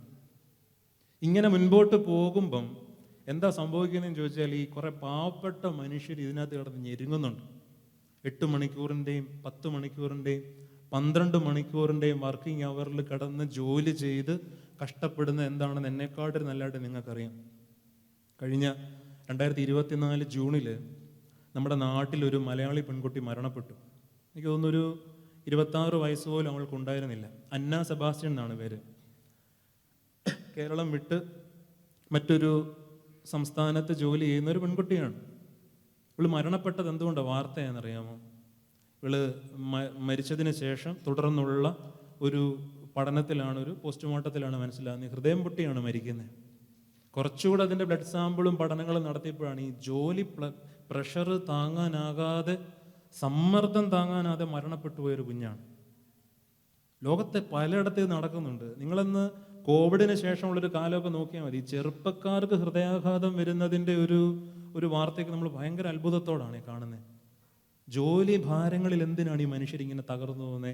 ഏതൊക്കെയോ കുറച്ച് മനുഷ്യർ ലാഭത്തിന് വേണ്ടി കുതിക്കുമ്പം കുറേ പാവപ്പെട്ടവർ ഇതിനകത്ത് പെട്ടുപോകുന്നുണ്ട്. നമ്മുടെയൊക്കെ നാട്ടിലൊരു തുണിക്കട നിങ്ങൾ നോക്കിയാൽ മതി. തുണിയെടുക്കാൻ വേണ്ടി നിങ്ങൾ തുണിക്കടയുടെ ബൃഹത്തായ കടയുടെ അകത്തോട്ട് കയറുമ്പം ഒരു 4 പെൺകുട്ടികൾ, സ്ത്രീകൾ അവിടെ നിരനിൽപ്പുണ്ടാവും. ഏത് തുണിയാണ് വേണ്ടത്, ഇന്ന തുണിയാണ്, അത് ഇന്ന സ്ഥലത്തുണ്ടെന്ന് പറഞ്ഞ് നിങ്ങൾ അവിടെ കൊണ്ടുപോകും. അവിടെ ചെല്ലുമ്പം ഇങ്ങനെ നിരന്ന് നിൽക്കുകയാണ് സെയിൽസ് ഗേൾസ്. രാവിലെ 8 മണിക്ക് തുടങ്ങുന്ന നിപ്പ് 9:30 മണിക്ക് രാത്രി ഈ വലിച്ചു വാരിയിട്ട തുണിയെല്ലാം മടക്കി അതേ കവറിലിട്ട് വീട്ടിൽ ചെല്ലുന്നത് വരെ ഈ നിപ്പാണ്. ഇത് ലാഭത്തിന് വേണ്ടിയുള്ള ഓട്ടത്തിൽ മനുഷ്യരെ ഞെരുങ്ങുന്നുണ്ട്. സ്നേഹമുള്ളവരെ, ഞാൻ ഒരു വാക്കുകൂടെ നിങ്ങളെ പരിചയപ്പെടുത്താം. കരോഷി മരണങ്ങൾ എന്ന് പറയുന്ന ഒരു വാക്ക് ഇപ്പം മലയാളത്തിലുണ്ട്. കരോഷി മരണങ്ങൾ നിങ്ങൾ കേട്ടിട്ടുണ്ടാവും. 1980 ജപ്പാനിൽ രൂപപ്പെട്ടൊരു വാക്കാണ് ഈ കരോഷി എന്ന് പറയുന്നത്, കരോഷി മരണം. ഞാൻ ഈ പറഞ്ഞതിൻ്റെ അർത്ഥം മാത്രമേ ഇതിനുള്ളൂ. ജോലി ഭാരം കൊണ്ട് മനുഷ്യർ വീണു മരിക്കുന്നു, ലാഭത്തിന് വേണ്ടി ഓടുമ്പം വീണു മരിക്കുന്നു. സ്നേഹമുള്ളവരെ, ജീവിതത്തിന് ആഴം കിട്ടിയ മനുഷ്യർ ലാഭത്തെപ്പറ്റി ചിന്തിക്കാറില്ല. പൗലോസ്ലീഹയൊക്കെ പറയുന്ന ഒരു വാക്കുണ്ടല്ലോ, ഉണ്മാനും ഉടുപ്പാനും ഉണ്ടെങ്കിൽ മതിയെന്ന് വെപ്പീൻ. യഥാർത്ഥത്തിൽ എനിക്ക് തോന്നുന്നു ഇത്രത്തോളം ഒരു ക്ലാസിക് വാക്യം വേറെ ഇല്ല. നാട്ടിൽ ചെന്നിട്ട് പേഴ്സിൽ നിന്ന് നോട്ട് എടുക്കുമ്പം ഒരു 10 രൂപ നോട്ട് എടുക്കുവാണെങ്കിൽ നിങ്ങൾ മഹാത്മാഗാന്ധിയെ കാണാറുണ്ട്. ഗാന്ധിജിയെ പറ്റിയൊക്കെ നമ്മുടെ കവികൾ പറയുന്ന മനോഹരമായ ഒരു കാര്യമുണ്ട്, നിങ്ങൾ കേട്ടിട്ടുണ്ടാവും. ഗാന്ധിയെ വരയ്ക്കാൻ എളുപ്പമാണ്, ഗാന്ധി വേഷം കെട്ടാനും എളുപ്പമാണ്, ഗാന്ധിയായിട്ട് ജീവിക്കാൻ ഇച്ചിരി പാടാണ്. ഗാന്ധിയെ വരയ്ക്കാൻ എളുപ്പമല്ലേ? 2 വട്ടം, ഒരു ചെറിയ വട്ടവും ഒരു വലിയ വട്ടവും ഒരു വടിയും കൂടെ വരച്ചാൽ ആരായി? ഗാന്ധിയായി. ഇനി ഗാന്ധി വേഷം കെട്ടാൻ സ്കൂളിൽ ഇൻഡിപെൻഡൻസ് ഡേക്ക് ഒരു ഗാന്ധി വേഷം കുഞ്ഞിന് കെട്ടണമെങ്കിലും വലിയ പാടൊന്നുമില്ല. ഒരു അരമുണ്ടും ഒരു മേൽമുണ്ടൂടെ ചുറ്റി ഒരു വട്ട കണ്ണാടിയോടെ വെച്ചാൽ ആരായി? ഗാന്ധിയായി. നമ്മൾ കണ്ടു പരിചയിച്ച ഈ മഹാത്മാഗാന്ധിയുടെ ചിത്രങ്ങളിലെല്ലാം ഈ ഒരു രൂപമാണ്. അത്യാവശ്യ നഗ്നത മറയ്ക്കാൻ അല്പവസ്ത്രധാരിയായി ഒരു നീളം വടി പിടിച്ച് നടക്കുന്ന ഒരു മനുഷ്യൻ. പക്ഷേ നമ്മൾ മനസ്സിലാക്കേണ്ട ഒരു കാര്യമുണ്ട്, ഇത് ഗാന്ധിജിയുടെ വേഷം അല്ലായിരുന്നു. സ്വാതന്ത്ര്യ സമര ഇന്ത്യയിൽ ജീവിതത്തിൻ്റെ ഒരു പകുതി ഭാഗം എത്തിയപ്പം വല്ലാത്ത ഒരു ആഘാതം നേരിട്ടപ്പം ഗാന്ധി സ്വീകരിച്ച ഒരു വഴിയാണ് ഈ അല്പവസ്ത്രം എന്ന് പറയുന്നത്. അതായത് ഈ മഹാത്മാഗാന്ധിക്ക് ഒരു കുഴപ്പമുണ്ട്, എന്തെങ്കിലും കാര്യം കയ്യിലുണ്ടെങ്കിൽ നടന്നു പോകുന്ന വഴിയിൽ അതില്ലാത്ത ആരെങ്കിലും കണ്ട അതൊന്നിൽ ഉപേക്ഷിക്കും, അതല്ല ആൾക്ക് കൊടുക്കും. എന്നിട്ട് ഇങ്ങനെ നിസ്വനായിട്ട് ഇങ്ങനെ നിൽക്കും. 1921 ഗാന്ധി ഈ വേഷം മാറ്റിയത്. കൃത്യമായിട്ട് അതിൻ്റെ ഡേറ്റ് ഉൾപ്പെടെയുള്ള പഠനങ്ങളുണ്ട്. 1921 ഒരു സെപ്റ്റംബർ 22 മഹാത്മാഗാന്ധി ട്രെയിൻ കയറി നമ്മുടെ ഈ തെക്കൻ കേരളത്തിലേക്ക് ഈ ഭാഗത്തേക്ക് വരുമ്പം മധുര സ്റ്റേഷനിൽ ഗാന്ധി ഇറങ്ങുന്നുണ്ട്. അതുവരെയും ഗാന്ധിയുടെ ഒരു വേഷം എന്ന് പറയുന്നത്, നിങ്ങൾ മഹാത്മാഗാന്ധിയുടെ ചില റെയർ ചിത്രങ്ങളൊക്കെ കണ്ടാൽ നിങ്ങൾ മനസ്സിലാവും, ഈ ആഫ്രിക്കൻ കോണ്ടിനെന്റിലൊക്കെ ഉപരിപഠനത്തിന് വേണ്ടി പോകുമ്പോഴൊക്കെ അദ്ദേഹം ധരിച്ച വേഷം ഏതൊരു നല്ല ഇന്ത്യക്കാരൻ ധരിക്കുന്ന പോലത്തെ ഒരു വേഷമൊക്കെയാണ്. ഇതേ വേഷം ധരിച്ചുകൊണ്ട് 1921 സെപ്റ്റംബർ 22 മധുരയിൽ ട്രെയിൻ വന്നിറങ്ങുമ്പം ഗാന്ധി കണ്ടത് ശരിയായ രീതിയിൽ വസ്ത്രം പോലും ഇല്ലാത്ത ഭാരതീയരെയാണ്. മധുര സ്റ്റേഷനിൽ ഈ ഗാന്ധിയെ സ്വീകരിക്കാൻ ഒരുപാട് ആളുകൾ വന്നു. ആഹാരം പോട്ട് വസ്ത്രം പോലും ഇല്ലാതെ ഞെരുങ്ങുന്ന മനുഷ്യർ. നിങ്ങൾ ആ കാലഘട്ടത്തെക്കുറിച്ചൊക്കെ കുറച്ചുകൂടെ നിങ്ങൾ വായിച്ചിട്ടുണ്ടെന്ന് നിങ്ങൾക്കറിയാം. ബ്രിട്ടീഷ് കോളനിവൽക്കരണ സമയത്തൊക്കെ ഒരു ഭയങ്കരമായ ഒരു ക്ഷാമം പിടിപെട്ടൊരു കാലമാണ്. ഗ്രേറ്റ് ഇന്ത്യൻ ഫെമിൻ എന്നൊക്കെ പറയുന്ന ഒരു കടുത്ത ക്ഷാമമൊക്കെ നമ്മുടെ നാട്ടിലുണ്ടായിരുന്നു. തന്നെ സ്വീകരിക്കാൻ മധുര സ്റ്റേഷനിൽ വന്ന ഒരു കൂട്ടം മനുഷ്യർക്കിടയിലോട്ട് ഗാന്ധി ഇറങ്ങുമ്പോൾ എവിടോ ഒരു അമ്മയും മോള് ഇയാളുടെ കണ്ണിപ്പെട്ടു. ഗാന്ധിയുടെ ആവശ്യത്തിന് വസ്ത്രം പോലും ഇല്ലാതെ പ്രയാസപ്പെട്ട ആൾക്കൂട്ടത്തിൽ ഞെരുങ്ങുന്ന ഒരമ്മയും മോളും. ആ നിമിഷം, ആ ദിവസം ഈ മനുഷ്യൻ വസ്ത്രത്തെ പറ്റിയുള്ള വ്യക്തമായ ഒരു ധാരണ ജീവിതത്തിലെടുത്തു. ഉള്ളത് മതി, ആവശ്യമുള്ളത് മതി. നിങ്ങൾ പിൽക്കാലത്തുള്ള ഗാന്ധിയുടെ ജീവിതത്തിൻ്റെ വായനകൾ നിങ്ങൾ ശ്രദ്ധിച്ചിട്ടുണ്ടാവും. നെഹ്റുവിൻ്റെ കൂടെ ഏതെങ്കിലും ഒരു പുഴക്കരയിലോ ഒരു പൈപ്പിൻ ചോട്ടിലോ മറ്റോ ഇങ്ങനെ മുഖം കഴുകാനോ കൈ കഴുകാനോ ഒക്കെ നിൽക്കുമ്പം ആവശ്യത്തിൽ കൂടുതൽ വെള്ളം നെഹ്റു എടുക്കുന്ന കണ്ടാൽ പോലെ ഈ ഗാന്ധി വഴക്ക് പറയാൻ നമ്മൾ കണ്ടിട്ടുണ്ട്. ആഹാരത്തിൽ ഈ പശുവിൻ്റെ പാലൊക്കെ ഈ ഗാന്ധി ഉപേക്ഷിക്കുന്നുണ്ട് കുറേ നാൾ കഴിയുമ്പം. മനുഷ്യർക്ക് അവരുടെ അമ്മ കുഞ്ഞുനാളിൽ പാൽ കൊടുത്തില്ലേ, പിന്നെന്തിനാണ് ഈ മൃഗത്തിൻ്റെ അമ്മയുടെ പാലൂടെ നമ്മൾ കൊടുക്കുന്നത്? ഇങ്ങനെയൊക്കെയുള്ള ഒരു ചിന്തയിൽ കൂടാണ് ഈ മനുഷ്യൻ കടന്നു പോകുന്നത്. എന്തുകൊണ്ട് ഇങ്ങനെ ചിന്തിച്ചു എന്ന് ചോദിച്ചാൽ ഒരൊറ്റ ഉത്തരമേ ഉള്ളൂ, സ്നേഹമുള്ളവരെ, ആഴമുള്ള മനുഷ്യനായിരുന്നു. ആഴമുള്ള മനുഷ്യർക്ക് ഈ ലാഭക്കൊതിയില്ല. അതിൻ്റെ കൂടെ ചേർത്ത് നമ്മൾ വായിക്കേണ്ട ഒരു കാര്യമാണ്, ആഴമുള്ള മനുഷ്യർക്ക് നഷ്ടഭയവുമില്ല. എന്തെങ്കിലും നഷ്ടപ്പെടുമോ എന്നുള്ളൊരു ഭയം. സുവിശേഷം വായിക്കുമ്പം ഒരു 3 സുവിശേഷങ്ങളിൽ ഇങ്ങനെ റിപ്പീറ്റഡായിട്ട് വന്നൊരു ഭാഗമാണ്, യേശു ഒരു വീട്ടിൽ വിരുന്നുണ്ണാനിരിക്കുമ്പം ഒരു സ്ത്രീ കടന്നു വന്ന് ഒരു ജാറ് പൊട്ടിച്ച് വളരെ വില കൂടിയ ഒരു തൈലം യേശുവിൻ്റെ പാദത്തിൽ ഒഴിക്കുന്നു. നമ്മളിത് വായിച്ചിട്ടില്ലേ? ആ സ്ത്രീ ആ വെൺകൽ ഭരണി പൊട്ടിച്ചു എന്ന് പറഞ്ഞു, ഉടച്ചു എന്നാണ് പറയുന്നത്. കുംഭം ഉടച്ച് ആ തൈലം ഇങ്ങനെ യേശുവിൻ്റെ പാദങ്ങളിലേക്ക് ഒഴിച്ചപ്പോൾ അതിൻ്റെ സുഗന്ധം വീട് മുഴുവൻ നിറഞ്ഞു. യോഹന്നാൻ്റെ സുവിശേഷത്തിൽ ഒരു ഇച്ചിരൂടെ മാറ്റമുണ്ട്. ഇത് യേശുവിൻ്റെ ശിരസിലേക്ക് ഒഴിച്ചു എന്നൊക്കെയുള്ള ഒരു വ്യാഖ്യാനമുണ്ട്. ഇനൊരു വിരുന്നുണ്ണാൻ ഇരിക്കുമ്പം യേശുവിനെ ശിരസിൽ കൂടി ഇങ്ങനെ തൈലം ഒഴിക്കുകയാണ്. ആ ഒഴിച്ച തൈലത്തിൻ്റെ ഒരു പേര് സുവിശേഷത്തിൽ പറയുന്നുണ്ട്, സ്വച്ഛ ജഡ മാംസി തൈലം. കോസ്റ്റ്ലി പെർഫ്യൂം എന്നൊക്കെയാണ് അതിൻ്റെ ഇംഗ്ലീഷ് പരിഭാഷ വരുന്നത്.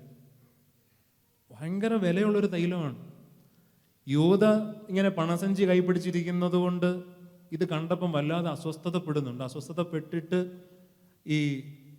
ഈ മറിയത്തോട്, ഈ തൈലമൊഴിച്ച സ്ത്രീയോട് പറയുന്നുണ്ട്, എന്ത് കാര്യത്തിനാണ് ഈ അനാവശ്യ ചെലവ് കൊണ്ടുവന്നത്? എത്ര വില വരുന്നൊരു തൈലമാണിതെന്നറിയാമോ? പക്ഷെ യേശു ഒന്നും മിണ്ടുന്നില്ല. എന്താ തൈലത്തിന് ഇത്ര വില കൂടാൻ കാരണം? നിങ്ങൾ വേദപുസ്തകത്തിൻ്റെ മറ്റ് പരിഭാഷകൾ വായിക്കുമ്പം അവിടെ ഈ സ്വച്ഛജടമാംസി എന്നൊന്നുമല്ല എഴുതിയിരിക്കുന്നത്, നർദോയിൽ എന്ന് പറയുന്നൊരു വാക്കാണ്. നർദ് തൈലം. നമ്മുടെ കല്യാണ ശുശ്രൂഷയിൽ നിങ്ങൾ നർദീൻ തൈലത്തോടൊക്കെ സമാനമായൊരു വാക്ക് പാട്ടിനകത്ത് നിങ്ങൾ കേട്ടിട്ടുണ്ടല്ലോ, നർദീൻ തൈലം. നർദീൻ തൈലമാണ് ഈ സ്ത്രീ യേശുവിൻ്റെ ദേഹത്ത് ഒഴിക്കുന്നത്, പൂശുന്നത്. എന്തുകൊണ്ടാണ് ഈ നർദീൻ തൈലം ഇത്ര കോസ്റ്റ്ലി ആയിട്ട് വന്നതെന്നറിയാമോ? ഈ നർദ് എന്ന് പറയുന്നത് ഒരു ചെടിയാണ്. ഈ നർദ് എന്ന് പറയുന്നത് അത് ഈ നമ്മുടെ നാട്ടിൽ, ഇന്ത്യയിൽ, ഹിമാലയൻ മലയുടെ നല്ല ഉയരത്തിൽ മാത്രം വളരുന്നൊരു ചെടിയാണ് ഈ നർദ് എന്ന് പറയുന്നത്. ഈ നർദ് ഈ ഹിമാലയൻ പർവ്വതം താണ്ടി അവിടെ എത്തി ഈ ചെടി പിഴുതെടുത്ത് അതിൻ്റെ വേരിൽ നിന്ന് എടുക്കുന്ന സത്താണ് ഈ നർദ് തൈലം എന്ന് പറയുന്നത്.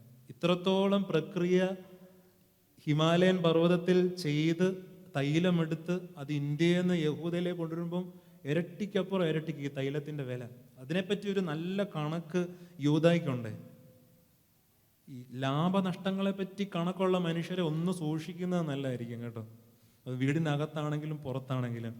യൂദാ അത് യേശുവിനോട് പറയുന്നുണ്ട്, കർത്താവേ, നിന്റെ തലവഴി ഇത് അഭിഷേകം ചെയ്തു, നിന്റെ പാദം കണ്ണീര് കൊണ്ട് നനച്ചു തുടച്ചൊക്കെ ശരിയാണ്, പക്ഷെ എന്തൊരു നഷ്ടമാണ് ഈ സംഭവിച്ചേ, എന്തൊരു നഷ്ടമാണ്.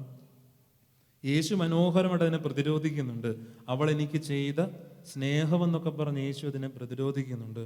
സ്നേഹമുള്ളവരെ, നമ്മൾ പോലും അറിയാതെ നഷ്ടഭയങ്ങളിൽ കുടുങ്ങിപ്പോയ മനുഷ്യരാണ്. ഒരു 2 ആഴ്ച മുമ്പ് നിങ്ങൾക്കറിയാം, നമ്മുടെ നാട്ടിൽ നല്ല മഴയായിരുന്നു. കോരിച്ചൊരിയുന്ന മഴയത്ത് ഞാനൊരു വീട്ടിലൊരു ശവസംസ്കാരത്തിന് ചെന്നു.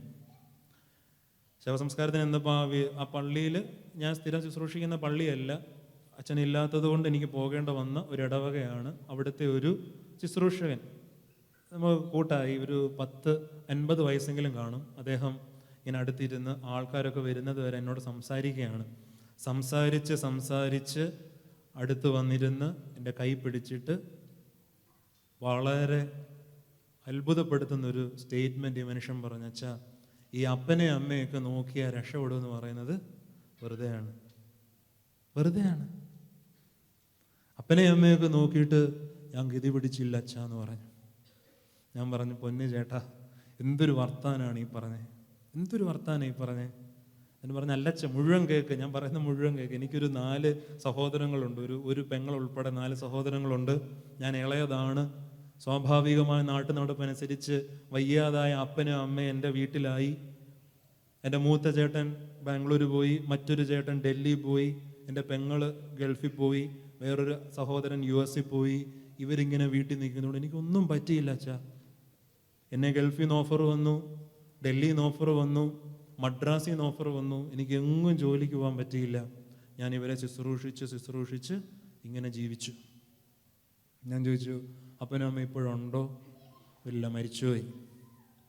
ഞാൻ തിരിച്ച് കൈ പിടിച്ചിട്ട് പറഞ്ഞ്, ചേട്ടാ, മരിച്ചവർക്ക് കേൾക്കാൻ പറ്റുമെന്ന് വിശ്വസിക്കുന്നുണ്ടോ? നിങ്ങൾക്ക് എന്താ തോന്നുന്നത്?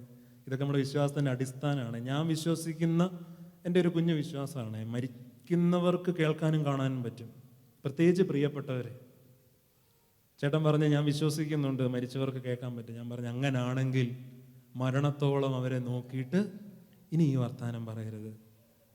കാരണം നമ്മുടെ ഈ സംഭാഷണത്തിനിടയിൽ നിങ്ങളെ പെറ്റ് പോറ്റി നിങ്ങളെ മുലയൂട്ടി വളർത്തി ഒരു അമ്മ വയറ് കാണാൻ പറ്റാതെ നോവുന്നുണ്ട് ഇവിടെ നിന്ന്. ഇനി ഇത് പറയരുത്.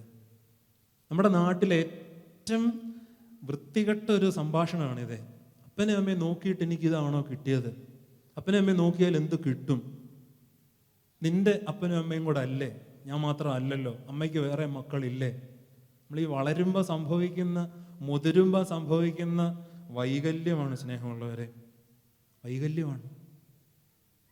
ഇതാണ് ഈ ആഴമുള്ള മനുഷ്യരും പരപ്പിൽ ജീവിക്കുന്ന മനുഷ്യരും തമ്മിലുള്ള വ്യത്യാസം. നിങ്ങളുടെ ജോലി സംബന്ധമായ കാര്യങ്ങളിൽ നാട് വിട്ട് നിങ്ങളിവിടെ അലയുമ്പോഴും, നിങ്ങൾ ഏത് മരുഭൂമി വക്കത്ത് നിൽക്കുമ്പോഴും, നിങ്ങളുടെ ജോലി സംബന്ധമായ ഇടത്ത് നിന്ന് ഉരുകുമ്പോഴും, നിങ്ങളുടെ ഉള്ളിൻ്റെ കോണിൽ അപ്പനും അമ്മയും എന്നൊരു ചിന്ത ഇങ്ങനെ പുകയുന്നത് എനിക്കറിയാൻ പറ്റും. ഞാനും കുറേ നാൾ വീട് വിട്ട് മാറി എന്നാണ്. ഒന്നെങ്കിൽ നമ്മളെ ജീവിക്കാൻ പ്രേരിപ്പിക്കുകയും നിലനിർത്തുകയും ചെയ്യുന്ന ഒരു ചിന്തയാണ് ഈ അപ്പനും അമ്മയെന്ന് പറയുന്നത്. എല്ലാം ത്യജിച്ച് അവരെ നോക്കാൻ വേണ്ടി ഇങ്ങനെ ആരെങ്കിലും ഒരാൾ വീട്ടിൽ നിൽക്കുമ്പം ഈ നഷ്ടലാഭങ്ങളുടെ ചിന്ത അവരെ പിടികൂടി എന്തൊരു കഷ്ടമായിരിക്കും സ്നേഹമുള്ളവരെ. ആഴമുള്ള മനുഷ്യരുടെ രണ്ടാമത്തെ ഒരു ശ്രേഷ്ഠത ഇതാണ്, ലാഭകൊതിയുമില്ല, നഷ്ടഭയവുമില്ല. മൂന്നാമത്, യേശുക്രിസ്തു ശിഷ്യരെ പഠിപ്പിച്ച ആ പാഠം, ആഴത്തിലേക്ക് വലയെറിയുക. ആ ഒരു വാക്കാണ് നമ്മുടെ ഇടയിൽ ഇങ്ങനെ മുഴച്ചു നിൽക്കുന്നൊരു വാക്ക്. ആഴമുള്ള മനുഷ്യർ, ചിന്താഗതിക്ക് മാറ്റം വന്ന മനുഷ്യരാണ്. അവർക്ക് വ്യക്തമായൊരു സൗന്ദര്യ സങ്കല്പമുണ്ട്. എല്ലാത്തിനും അവർക്ക് സൗന്ദര്യം കണ്ടെത്താൻ പറ്റും. അവർക്ക് ലാഭക്കൊതിയും നഷ്ടഭയവും കാണത്തില്ല. മൂന്നാമത്, സന്തോഷത്തെക്കാട്ടിലും അധികം സമാധാനമാണ് വലുതെന്ന് ഈ മനുഷ്യർക്കറിയാം. നിങ്ങൾക്ക് എന്താ തോന്നുന്നത്? ഞാൻ നിങ്ങളോട് ചോദിക്കട്ടെ, ഏറ്റവും സ്നേഹത്തോടെ നിങ്ങളോട് ചോദിക്കട്ടെ, ജീവിതത്തിൽ വലുത് സന്തോഷമാണോ സമാധാനമാണോ? ഒരു 23-26 വയസ്സ് വരെയെങ്കിലൊക്കെ നമ്മൾ വിചാരിക്കുന്നത് സന്തോഷമാണ് ജീവിതത്തിൽ വലുതെന്ന്, അല്ലേ? സന്തോഷമാണ് വലുതെന്ന് ചിന്തിക്കുന്നവരാണ് നമ്മൾ. ഞാൻ ഈ കഴിഞ്ഞ ഒരു 2 മാസം മുന്നേ ഞാനൊരു അല്പനാൾ ശുശ്രൂഷിച്ച പള്ളിയിലെ കുഞ്ഞുങ്ങളുമായിട്ട് ഇങ്ങനെ OVBSന്റെ ടൂറിന് പോയി. കൊച്ചു കുഞ്ഞുങ്ങളാണ്. നമ്മളൊക്കെ നാട്ടിൽ കുട്ടികളെ കൊണ്ട് ടൂറിന് പോകുമ്പം നമ്മൾ അങ്ങോട്ട് അവരോട് പോലും ചോദിക്കാതാണ് നമ്മൾ ഈ പള്ളികളിൽ കൊണ്ടുപോകുന്നൊരു പരിപാടിയുണ്ട്. രാവിലെ നാട്ടിൽ നിന്നൊരു പള്ളിയിൽ നിന്ന് ഇറക്കി അടുത്തുള്ള പഴയ സെമിനാരിയാണോ പരുമലയാണോ പള്ളികൾ ഇങ്ങനെ കയറി ഇറങ്ങി. മുതിർന്നവർക്ക് ഇതൊരു സന്തോഷമാണ്, പക്ഷെ കുഞ്ഞുങ്ങൾ വല്ലാതെ മടുക്കുന്നുണ്ട്. അതുകൊണ്ട് ഈ വട്ടം ഞാനൊരു കുറച്ച് നാൾ ശുശ്രൂഷിച്ച പള്ളിയിൽ അങ്ങോട്ട് പറയുന്നതിന് മുമ്പ് OVBS കുഞ്ഞുങ്ങൾ ഇങ്ങോട്ട് പറഞ്ഞു, അച്ഛാ വാട്ടർ തീം പാർക്കിൽ പോകണം, അതാണ് സന്തോഷം. വീഗാലാൻഡ് ഉണ്ട്, സിൽവർ സ്റ്റോം ഉണ്ട്. അങ്ങനെ സിൽവർ സ്റ്റോമിൽ പോകാമെന്ന് തീരുമാനിച്ചു. എന്തൊരു സന്തോഷമാണ് ഈ മക്കൾക്ക്, ഭയങ്കര സന്തോഷം. വെളുപ്പിന് 5 മണിക്ക് ബസ് വന്ന് അകത്ത് കയറി ഒരിടിപ്പം പാട്ട് ബസ്സിലിട്ട നിമിഷം തൊട്ട് ഇവർ തുള്ളാൻ തുടങ്ങി. എനിക്ക് അസൂയ തോന്നി ഇവരോട്. കാരണം ഒരു പാട്ടൊക്കെ കേൾക്കുമ്പം നിന്ന നിപ്പിൽ ഇങ്ങനെ തുള്ളാനും മാത്രം സന്തോഷമൊക്കെ കിട്ടുന്നതിൽ ശരിക്കും അസൂയ തോന്നി. വണ്ടി ഇങ്ങനെ വിട്ട് ഒരു 11 മണിയായപ്പോൾ സിൽവർ സ്റ്റോമിൽ ചെന്നു. അവിടെ ചെന്നപ്പോൾ അതിൻ്റെ അപ്പുറത്തെ സന്തോഷം കുത്തി മറിയുകയാണ്. പറഞ്ഞു വരുമ്പം മുതിർന്നവർ നോക്കുമ്പോൾ അവിടെ എന്താ ഉള്ളത്? കുറേ വെള്ളം, അത് വീട്ടിലും ഇല്ല വെള്ളം, ബക്കറ്റ് വെള്ളമുണ്ട്, ടാങ്കി വെള്ളമുണ്ട്, പിന്നെന്താ അവിടെ ഉള്ളത്? പക്ഷെ കുഞ്ഞുങ്ങൾക്ക് ഭയങ്കര സന്തോഷം. അതൊരു കാലഘട്ടമാണ്. കൗമാരം കഴിയും, യൗവനത്തിൻ്റെ ഒരു പകുതിയൊക്കെ കഴിയുമ്പം നിങ്ങളൊരു തിരിച്ചറിവിലെത്തും, ഒന്നിനും നമ്മളെ സന്തോഷിപ്പിക്കാൻ പറ്റുന്നില്ല, ഒന്നിനും പറ്റുന്നില്ല. അങ്ങനെ വിരസത കൂടി കൂട്ടുകാരോട് പറയാതെ ഒരു ട്രിപ്പ് പോവാം, ബോറടിക്കുന്നു, ഫോൺ എത്ര സ്ക്രോൾ ചെയ്തിട്ടും ബോറടി മാറുന്നില്ല, മടുപ്പ് തോന്നുന്നു, സിനിമ കണ്ടിട്ട് മാറുന്നില്ല. ഇങ്ങനെ നിങ്ങളെ സന്തോഷിപ്പിച്ച ഇടങ്ങളെ നിങ്ങൾക്ക് മടുക്കുന്ന ഒരു സമയം ജീവിതത്തിൽ ഒരു സ്നേഹമുള്ളവർ ഇവിടെ ഇരിക്കുന്ന മുതിർന്നവരിൽ പകുതി പേരെങ്കിലും അത് അനുഭവിച്ചവരാണ്. ഒരു ഗർഭിണിക്ക് അവൾ ആസ്വദിച്ച് കഴിച്ചുകൊണ്ടിരുന്ന ഒരു ആഹാരത്തെ കാണുമ്പം തോന്നുന്ന ഒരു മനമറിച്ചിൽ പോലെ ജീവിതത്തിൻ്റെ ആഴം കൂടുമ്പം എല്ലാ പേക്കൂത്തുകളോടും നിങ്ങൾക്കൊരു വെറുപ്പ് തോന്നും. എല്ലാ പേക്കൂത്തുകളോടും നിങ്ങൾക്കൊരു വെറുപ്പ് തോന്നും. അബദ്ധവശാൽ ഈ പേക്കൂത്തുകൾ നമ്മുടെ പെരുന്നാളിനോടോ പള്ളിയോടോ ചേർത്ത് കെട്ടുമ്പം ഇത്തരം ആഴമുള്ള മനുഷ്യർക്ക് ഇത് ഒട്ടും താങ്ങാൻ പറ്റത്തില്ല. അന്നേരമാണ് ഇവർ ചാട്ടവാറെടുക്കുന്നത്. എനിക്ക് പലപ്പോഴും തോന്നിയിട്ടുണ്ട്, ഈ സ്നേഹത്തെപ്പറ്റി പറഞ്ഞ യേശു ചാട്ടവാറെടുത്ത് 2 വീശി വീശിയത് ബൈബിളിൽ വായിക്കുമ്പം ഇതെങ്ങനെ പറ്റിയെന്ന് തോന്നും. ഒറ്റ കാരണമേ ഉള്ളൂ, സന്തോഷത്തെക്കാട്ടിൽ നിങ്ങൾക്ക് സമാധാനം തരുന്നിടമാണ് ഈ പള്ളിയാകം എന്ന് പറയുന്നത്. നിങ്ങളത് കുറച്ചുകൂടെ മനസ്സിലാക്കുന്നുണ്ടോ? ഞാൻ മനസ്സിലാക്കുന്നത്, ഞാൻ ഇവിടെ വന്നൊരു 2 പകല് ഈ പള്ളിക്കകത്ത് വരുമ്പോൾ മനസ്സിലാക്കിയത്, വെളുപ്പിനെ തൊട്ടേ ഇങ്ങനെ ഒരാളിറങ്ങുമ്പോൾ ഒരാൾ വരുന്ന ഒരു പള്ളിയാണിത്. എന്തിനു വരുന്നു? ആർത്തുല്ലസിക്കാൻ വരുന്നതല്ല, മരുഭൂമിയിൽ ഒരിറ്റ് തണുത്ത വെള്ളം കുടിക്കാൻ വരുന്ന പോലെ സമാധാനത്തിന് വേണ്ടി വരുന്ന ഇടമാണ്. നിങ്ങൾ ജീവിതം ആഴപ്പെടുമ്പം നിങ്ങൾ മനസ്സിലാക്കുന്ന തിരിച്ചറിവാണ് സ്നേഹമുള്ളവരെ. സമാധാനമാണ് വലുത്. സമാധാനം ഉണ്ടെങ്കിൽ ഒന്ന് ഉറങ്ങാൻ പറ്റും. നമ്മുടെ നാട്ടിൽ നിങ്ങളുടെ അപ്പനും അമ്മയും നിങ്ങൾ വീട്ടിൽ ചെന്നിട്ട് അവരോടൊക്കെ സംസാരിക്കുന്ന വഴിക്ക് അവർ കഴിക്കുന്ന മരുന്നുകളൊക്കെ വെറുതെ ഒന്ന് എടുത്തു നോക്കണം. നിങ്ങൾ മെഡിക്കൽ ഫീൽഡിലൊക്കെ ജോലി ചെയ്യുന്നവരാണെങ്കിൽ പ്രഷറിൻ്റെയും ഷുഗറിൻ്റെയും കൊളസ്ട്രോളിൻ്റെയും മരുന്നിനിടെ ചിലപ്പം ഉറക്കം കിട്ടാനുള്ള മരുന്നൂടെ കാണും. ഇൻസോംനിയ എന്ന് പറയുന്ന ഒരു അവസ്ഥ ഇന്ന് നമ്മുടെ മാതാപിതാക്കളിൽ വല്ലാതെ വർദ്ധിക്കുന്നുണ്ട്. ഒരു 10 മണിയാകുമ്പോൾ ഉറങ്ങാൻ കിടക്കും, തിരിഞ്ഞും മറിഞ്ഞും കടന്ന് 11 മണിക്ക് അങ്ങ് ഉണരും. പിന്നെ ഉറക്കമില്ല, പിന്നെ നടപ്പാണ് വീടിനകത്തൂടെ. ആയ കാലത്ത് ഗൾഫിലും നോർത്ത് ഇന്ത്യയിലും കൽക്കരി ഖനികളിലും റിഫൈനറികളിലും ഒക്കെ കഷ്ടപ്പെട്ട് ജീവിച്ച് നമ്മളെയൊക്കെ ഇവിടം വരെ എത്തിച്ചു കഴിഞ്ഞപ്പോഴത്തേക്കും സമാധാനം മൊത്തം വറ്റിപ്പോയി.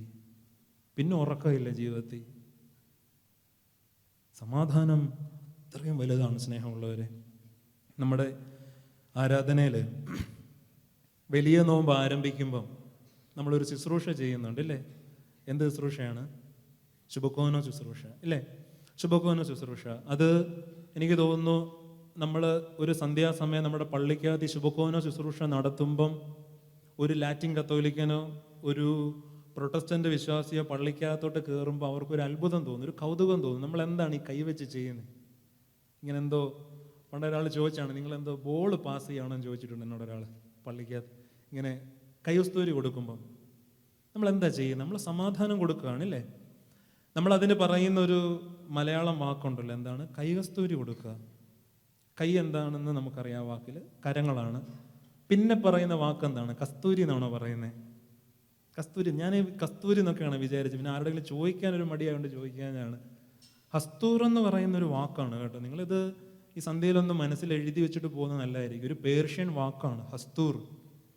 കൈഹസ്തൂർ എന്നാണ് പറയുന്നത്. ഹസ്തൂർ എന്ന് പറഞ്ഞാൽ മോസ്റ്റ് പ്രിഷ്യസ് എന്നാണ് അർത്ഥം. ലോകം തരാത്ത ഒരു സമാധാനം വൈദികൻ നിങ്ങൾക്ക് എവിടെ നിന്ന് തരുന്നു? ഈ ബലിപീഠത്തിൽ നിന്ന് തരുന്നു. തിരുശരീര രക്തങ്ങളുടെ മീതെ കരങ്ങൾ ഇങ്ങനെ ഒഴിഞ്ഞ് നിങ്ങൾക്ക് തരികയാണ്. ഞാൻ വൈദിക ശുശ്രൂഷയിലോട്ട് വന്നിട്ടൊരു 3 വർഷം പോലും ആയിട്ടില്ല. ഞാൻ ഇവിടുത്തെ വൈദികരെയൊക്കെ വെച്ച് നോക്കുമ്പോൾ ഞാൻ ഏറ്റവും ചെറിയ ഒരാളാണ്. ഏറ്റവും ഈ വൈദിക പൗരോഹിത്യ ശുശ്രൂഷ പോലും വളരെ ചെറിയ ഒരാളാണ്. പക്ഷേ എൻ്റെ ഒരു 2 വർഷത്തെ ശുശ്രൂഷയിൽ എന്നെ ഏറ്റവും കൊതിപ്പിച്ച പൗരോഹിത്യ ശുശ്രൂഷയിലെ ഒരു ഭാഗം എന്ന് പറയുന്നത് ഇതാണ്. കുർബാനയ്ക്കിടയിലും ധനഹാ ശുശ്രൂഷയ്ക്കിടയിലും മാമോദീസയ്ക്കിടയിലും നമ്മളിങ്ങനെ വിശുദ്ധ വസ്തുക്കളുടെ മീതെ കരങ്ങൾ ഒഴിഞ്ഞ് താഴേക്ക് സമാധാനം കൊടുക്കുമ്പം താഴെ നിൽക്കുന്നത് 30 പേരാണെങ്കിലും 100 പേരാണെങ്കിലും 800 പേരാണെങ്കിലും കൊതിയോടെ ഇങ്ങനെ തലവളങ്ങി കുരിശ് വരയ്ക്കും. കാരണം ഈ സമാധാനം വേറെ ഒരിടത്തുനിന്നും കിട്ടത്തില്ല. ഒരിടത്തു നിന്നേ കിട്ടത്തുള്ളൂ. ഈ ബലിപീഠത്തിൽ നിന്ന് ഒഴിഞ്ഞു തരുന്ന സമാധാനത്തിന് പറയുന്ന പേർഷ്യൻ വാക്കിലെ ഒരു പാരമ്പര്യ വാക്കാണ് ഈ ഹസ്തൂർ എന്ന് പറയുന്നത്. ഇതിങ്ങനെ എടുത്ത് നമ്മുടെ കയ്യിലോട്ട് തരികയാണ്. ഇത് നമ്മൾ ആദ്യം ഇത് സ്വീകരിച്ചിട്ട് എന്ത് ചെയ്യണം? മനുഷ്യർക്ക് കൊടുക്കണം. കൈഹസ്തൂർ എന്ന് പറയുന്നത്. കൈഹസ്തൂരിയായി, പിന്നെ കൈഹസ്തൂരിയായി, പിന്നെ അത് എന്തൊക്കെയോ ആയി. നമ്മുടെ വിശുദ്ധ കുർബാനയുടെ ഹൂസോയോ പ്രാർത്ഥന നിങ്ങൾക്കറിയാം. പാപപരിഹാരം നൽകുന്നു എന്ന് പറയുന്ന ഒരു മനോഹരമായ പ്രാർത്ഥനയുണ്ടല്ലോ. ആ പ്രാർത്ഥനയുടെ ഇടയിൽ പറയുന്ന വളരെ നോട്ടബിളായിട്ടുള്ളൊരു വാക്കാണ് ഈ ഗബറേ ദശ്ലോമോ എന്ന് പറയുന്നൊരു സുറിയാനി വാക്കുണ്ട്. ഗബറേ ദശ്ലോമോ, സമാധാനപരന്മാരായ ആളുകൾ. നമ്മൾ കേട്ടില്ലേ ആ പാട്ട്, ആ ഒരു പ്രാർത്ഥന? സമാധാനപരന്മാരായ ആളുകൾക്കുള്ള ഉത്തമമായ അവസാനത്തിന് നിങ്ങളെ യോഗ്യരാക്കണമേ. ഗബറേ ദശ്ലോമോ, സമാധാനം സ്വീകരിക്കുകയും സമാധാനം കൊടുക്കുകയും ചെയ്യാൻ പറ്റണം. നിർഭാഗ്യവശാൽ നമ്മൾ ഈ പള്ളിക്ക് പുറത്തിറങ്ങി മനുഷ്യരുടെ ഉള്ള സമാധാനം കളയുന്ന ആൾക്കാരാണ് നമ്മളെ. നിങ്ങളൊരു നാട്ടിൽ മുഴുവൻ നിങ്ങൾ സമാധാനം കൊടുക്കണ്ട, നിങ്ങളുടെ വീടിനകത്ത് നിങ്ങൾക്ക് സമാധാനം കൊടുക്കാൻ പറ്റുമോ? വളരെ പ്രസക്തമായ ഒരു ചോദ്യമാണ്. പ്രത്യേകിച്ച് ഈ നമ്മൾ പരിശുദ്ധാത്മാവിനെയൊക്കെ കാത്തിരിക്കുന്ന ഈ ഒരു സമയം. അതുകൊണ്ട് സ്നേഹമുള്ളവരെ, ആഴമുള്ള മനുഷ്യൻ്റെ 3ാമത്തെ ഒരു തലം സന്തോഷത്തെക്കാളും സമാധാനത്തിന് വില വെക്കും. ഒരൊറ്റ കാര്യം കൂടെ പറഞ്ഞുകൊണ്ട് ഞാൻ അവസാനിപ്പിക്കാം. പരിശുദ്ധാത്മാവിനെ പറ്റി എത്രയെത്ര വിവരണങ്ങളാണ് നമുക്കിടയിലുള്ളത്, ഇല്ലേ? ഇന്നത്തെ ഈ ഒരു സന്ധ്യയിൽ ആഴത്തെപ്പറ്റി നമ്മൾ ചിന്തിക്കുമ്പോൾ അതിനോട് ചേർത്ത് നമ്മൾ കൊടുക്കുന്ന ഒരു തലക്കെട്ടി ആഴങ്ങളിലെ ആത്മാവെന്നാണ്. പരിശുദ്ധാത്മാവ് എവിടേക്കാണ് വരുന്നതെന്ന് നിങ്ങൾ ഉൽപ്പത്തി പുസ്തകം വായിക്കുമ്പം നമുക്ക് കാണാൻ പറ്റും. പരിശുദ്ധാത്മാവിനെ പറ്റി ആദ്യം പറയുന്ന അവിടാണ്. ഈ വെള്ളത്തിന്മീതെ ദൈവത്തിൻ്റെ ആത്മാവ് പരിവർത്തിച്ചു നമ്മൾ വായിക്കുന്നുണ്ട്. ദൈവാത്മാവിനെ പറ്റി നമ്മൾ ആദ്യം വേദഗ്രന്ഥത്തിൽ വായിക്കുന്ന ഒരു ഭാഗമാണ്. അതിൻ്റെ യഥാർത്ഥ ഹീബ്രു ഭാഷയിൽ ഈ വെള്ളം എന്നുള്ളതിനെക്കാട്ടിലും ആഴമുള്ള ജലപ്പരപ്പ് എന്ന് പറയുന്നൊരു വാക്കാണ്. വെറുതെ ഇങ്ങനെ വെള്ളത്തിന്മീതെ വന്നു എന്നല്ല, ആഴത്തിന്മീതെ ഇരുളുണ്ടായിരുന്നു എന്നൊക്കെ പറഞ്ഞിട്ട് ഈ നല്ല ആഴമുള്ള സമുദ്രത്തിന് ഉപയോഗിക്കുന്ന ഒരു വാക്കാണ് പറയുന്നത്. അതിൻ്റെ മീതെ പരിശുദ്ധാത്മാവ് ഇങ്ങനെ പരിവർത്തിച്ചുകൊണ്ടിരുന്നു. വന്നേ അച്ഛൻ തുടങ്ങിയപ്പോൾ നിങ്ങളോട് ചോദിച്ചു, ഈ പിന്നെയും പരിശുദ്ധാത്മാവ് വരേണ്ടതിൻ്റെ ആവശ്യകതയുണ്ടോ? നമുക്ക് തോന്നുന്നൊരു സംശയമാണ്. പെന്തിക്കോസ്തിയിൽ പരിശുദ്ധാത്മാവിന് വേണ്ടി കാത്തിരിക്കണമെന്നൊക്കെ പറയുമ്പം നിങ്ങൾ ചിന്തിക്കും, നിങ്ങൾക്കൊരു 50 വയസ്സുണ്ടെങ്കിൽ 70 വയസ്സുണ്ടെങ്കിൽ 70 തവണ പെന്തക്കോസ്തി ശുശ്രൂഷയ്ക്ക് കൂടി 70 തവണ ഞാൻ പരിശുദ്ധാത്മാവിനെ മേടിക്കുകയാണ് ചെയ്യുന്നത്. എനിക്ക് കിട്ടിയതല്ലേ മാമോദീസായിക്ക്? നമ്മൾ മനസ്സിലാക്കേണ്ട ഒരു ചെറിയ കാര്യം, ഞാൻ 10ാം ക്ലാസ്, നമ്മളെല്ലാം 10ാം ക്ലാസ്സൊക്കെ പഠിക്കുമ്പം പഠിച്ച ഒരു മാത്തമാറ്റിക്സ് ആണ് ഈ sine theta, cos theta, tan theta. ബികോമോ ഇംഗ്ലീഷോ ഹിസ്റ്ററിയോ ഒക്കെ എടുത്തവർ അന്നും ഇന്നും ചിന്തിക്കുന്നുണ്ടോ അത് എന്തിനാണ് ഇതൊക്കെ പഠിച്ചത്? +1 ഒക്കെ പഠിച്ചപ്പം സയൻസ് എടുത്തുകൊണ്ട് ഞാനും പഠിച്ച് ഇൻ്റഗ്രേഷൻ. ഒരു പയറുവള്ളി ഉണ്ടല്ലോ, ഒരു പേജ് തുടങ്ങി 3ാമത്തെ പേജ് കഴിഞ്ഞാലും തീരാത്ത ഇതിൻ്റെ ഒരു ഇക്വേഷൻ ഉണ്ട്, ഡിഫറൻസിയേഷൻ. വിശുദ്ധ കുർബാനയ്ക്ക് തൊയോബയ്ക്ക് കാപ്പയൊക്കെ ഇടുമ്പോൾ ചിലപ്പോൾ മനസ്സിൽ വരും എന്തിനത് പഠിച്ചു. പക്ഷേ അത് പഠിക്കുന്നതിൻ്റെ ഇടയിൽ ഒരു വാക്ക് മാത്തമാറ്റിക്സ് പഠിപ്പിച്ചിട്ടുണ്ട്. ഇൻഫിനിറ്റി എന്ന് പറയുന്നൊരു വാക്കുണ്ട്. ഏറ്റവും പ്രധാനപ്പെട്ട, എനിക്ക് വ്യക്തിപരമായിട്ട് ഇൻഫിനിറ്റി ഇഷ്ടമാണ്. കാരണം ഈ 3 പേജ് വരെ ഒന്ന് ഇക്വേഷൻ കൊണ്ടുപോകാതെ എവിടെയെങ്കിലും നിർത്താൻ ഈ സാധനം വേണം. ഇതുണ്ടെങ്കിൽ രക്ഷപ്പെട്ടു, അവിടെ കൊണ്ട് തീരും, കഥ കഴിയും. ഇൻഫിനിറ്റി എന്ന് പറഞ്ഞാൽ ഒരു മാത്തമാറ്റിക്കൽ ഡെഫിനേഷൻ ഉണ്ട്. ഈ ലിമിറ്റ് ഇല്ലാതെ കണ്ടിന്യൂസ്ലി ഗ്രോ ചെയ്യുന്ന ഒരളവാണ്. അളവില്ല, അതിരില്ല അതിന്. അളവില്ലാതെ ഇങ്ങനെ ഒഴുകുകയും പരക്കുകയും ചെയ്യുന്ന ഏതിനും നിങ്ങൾക്ക് കൊടുക്കാവുന്നൊരു വാക്കാണ് ഇൻഫിനിറ്റി. കാത്തിരിപ്പിൻ്റെ ദിവസം എനിക്ക് മാമോദീസായ്ക്ക് പരിശുദ്ധാത്മാവിനെ കിട്ടിയതല്ലേ, ഇനി ഇത് പിന്നെ അടിക്കുവാണോ റീചാർജ് ചെയ്യുവാണോ എന്നൊക്കെ ചിന്തിക്കുമ്പം സ്നേഹമുള്ളവരെ, ഇൻഫിനിറ്റിയാണ്, അനന്തതയാണ് പരിശുദ്ധാത്മാവ്. അനന്തതയാണ്. അതിൻ്റെ ഒരു അംശത്തിൽ പോലും നമ്മൾ നിന്നിട്ടില്ല. ഒരു സൂര്യനായിട്ട് നിങ്ങൾക്ക് പരിശുദ്ധാത്മാവിനെ ചിത്രീകരിക്കാമെങ്കിൽ അതിൻ്റെ ഒരു ചില കിരണങ്ങൾ മാത്രമേ നമുക്ക് കിട്ടിയിട്ടുള്ളൂ. പല മനുഷ്യർക്ക് ഇത് പല അളവിലാണ് പോകുന്നത്. വേദോസ്തവത്തിൽ നിങ്ങൾ ശിംശോനെ കാണുന്നുണ്ടല്ലോ, എന്തൊരു ഹീറോയ്ക്ക് ക്യാരക്ടറാണ്. 2 കണ്ണും കുത്തിപ്പൊട്ടിച്ച് തലയിലെ മുടിനാരുകൾ മുറിച്ചെടുത്ത് തലമൊട്ടയടിച്ച് മർദ്ദിച്ച് കളിയാക്കി പരിഹസിച്ച് പുറജാതി ദേവന്റെ ക്ഷേത്രത്തിൽ വലിയ തൂണിനിടയിൽ ഇങ്ങനെ കെട്ടി നിർത്തി നൃത്തം ചെയ്യാൻ പറഞ്ഞ് കളിയാക്കുമ്പം പൊട്ടക്കണ്ണനായ ഈ മനുഷ്യൻ, ശക്തി ശോഷിച്ച മനുഷ്യൻ കർത്താവിനോട് പറയുന്നുണ്ട്, ദൈവമേ ഒരു തവണ കൂടെ നിന്റെ ശക്തി എനിക്ക് തരണമേ. പിന്നെ കാണുന്നത് വേദോസ്തകത്തിൽ തന്നെയുള്ള ഏറ്റവും വലിയ, നമ്മുടെ ഭാഷയെ പറഞ്ഞ ഒരു മാസ് രംഗമാണ്. 2 കരങ്ങളും ഈ തൂണിൽ വെച്ച് ഒരു തള്ളും 3000-ലധികം മനുഷ്യർ മരിച്ചു വീഴും. പരിശുദ്ധാത്മാവിൻ്റെ ഒരു കിരണമാണ് ആ ഒരു ശാരീരിക ശക്തി. ശലോമോന്റെ ജ്ഞാനം, യോഹന്നാന്റെ സത്യനിഷ്ഠ, കന്യാമറിയത്തിന്റെ വിശുദ്ധി, അങ്ങനെ നമുക്കിങ്ങനെ ഒരിടത്ത് പിടിച്ചു നിർത്താൻ പറ്റത്തില്ല. പൗലോസ്ലീഹയൊക്കെ അത് പറയുന്നുള്ളൂ. ഓരോരുത്തർക്ക് എത്ര വരങ്ങളായിട്ടാണ് ഈ പരിശുദ്ധാത്മാവിനെ കിട്ടുന്നത്. അതാണ് നമ്മൾ ഈ ദിവസങ്ങളിൽ എടുത്ത ഈ ഒരു ചിന്തയും പരിശുദ്ധാത്മാവും തമ്മിലൊരു ബന്ധമുണ്ട്. ഇത് ആഴത്തിൻ്റെ മീതെ വരുന്ന ആത്മാവാണ് സ്നേഹമുള്ളവരെ. പരപ്പിലെ നമ്മുടെ ആഘോഷങ്ങൾക്ക് മീതെ വരുന്ന ആത്മാവല്ല പരിശുദ്ധാത്മാവ്. കുറച്ച് അർത്ഥമുള്ള, കുറച്ച് ചിന്തയുള്ള, കുറച്ച് കാര്യമുള്ള ഇടത്തേക്ക് പറന്നിറങ്ങുന്ന ആത്മാവാണ്. അതാണ് നമ്മൾ ഏറ്റവും മനസ്സിലാക്കേണ്ട കാര്യം. സുറിയാനി ആരാധനയോടുള്ള എനിക്കുള്ള ഏറ്റവും വലിയ മഹത്വം, ഒരു അടുപ്പമെന്ന് പറയുന്നത് ഇതിൻ്റെ കാവ്യാത്മകതയാണ്. സുറിയാനിയിൽ പരിശുദ്ധാത്മാവിന് കൊടുക്കുന്ന ഒരു ചിത്രം അമ്മ പക്ഷിയുടെ ഒരു ചിത്രമാണ്.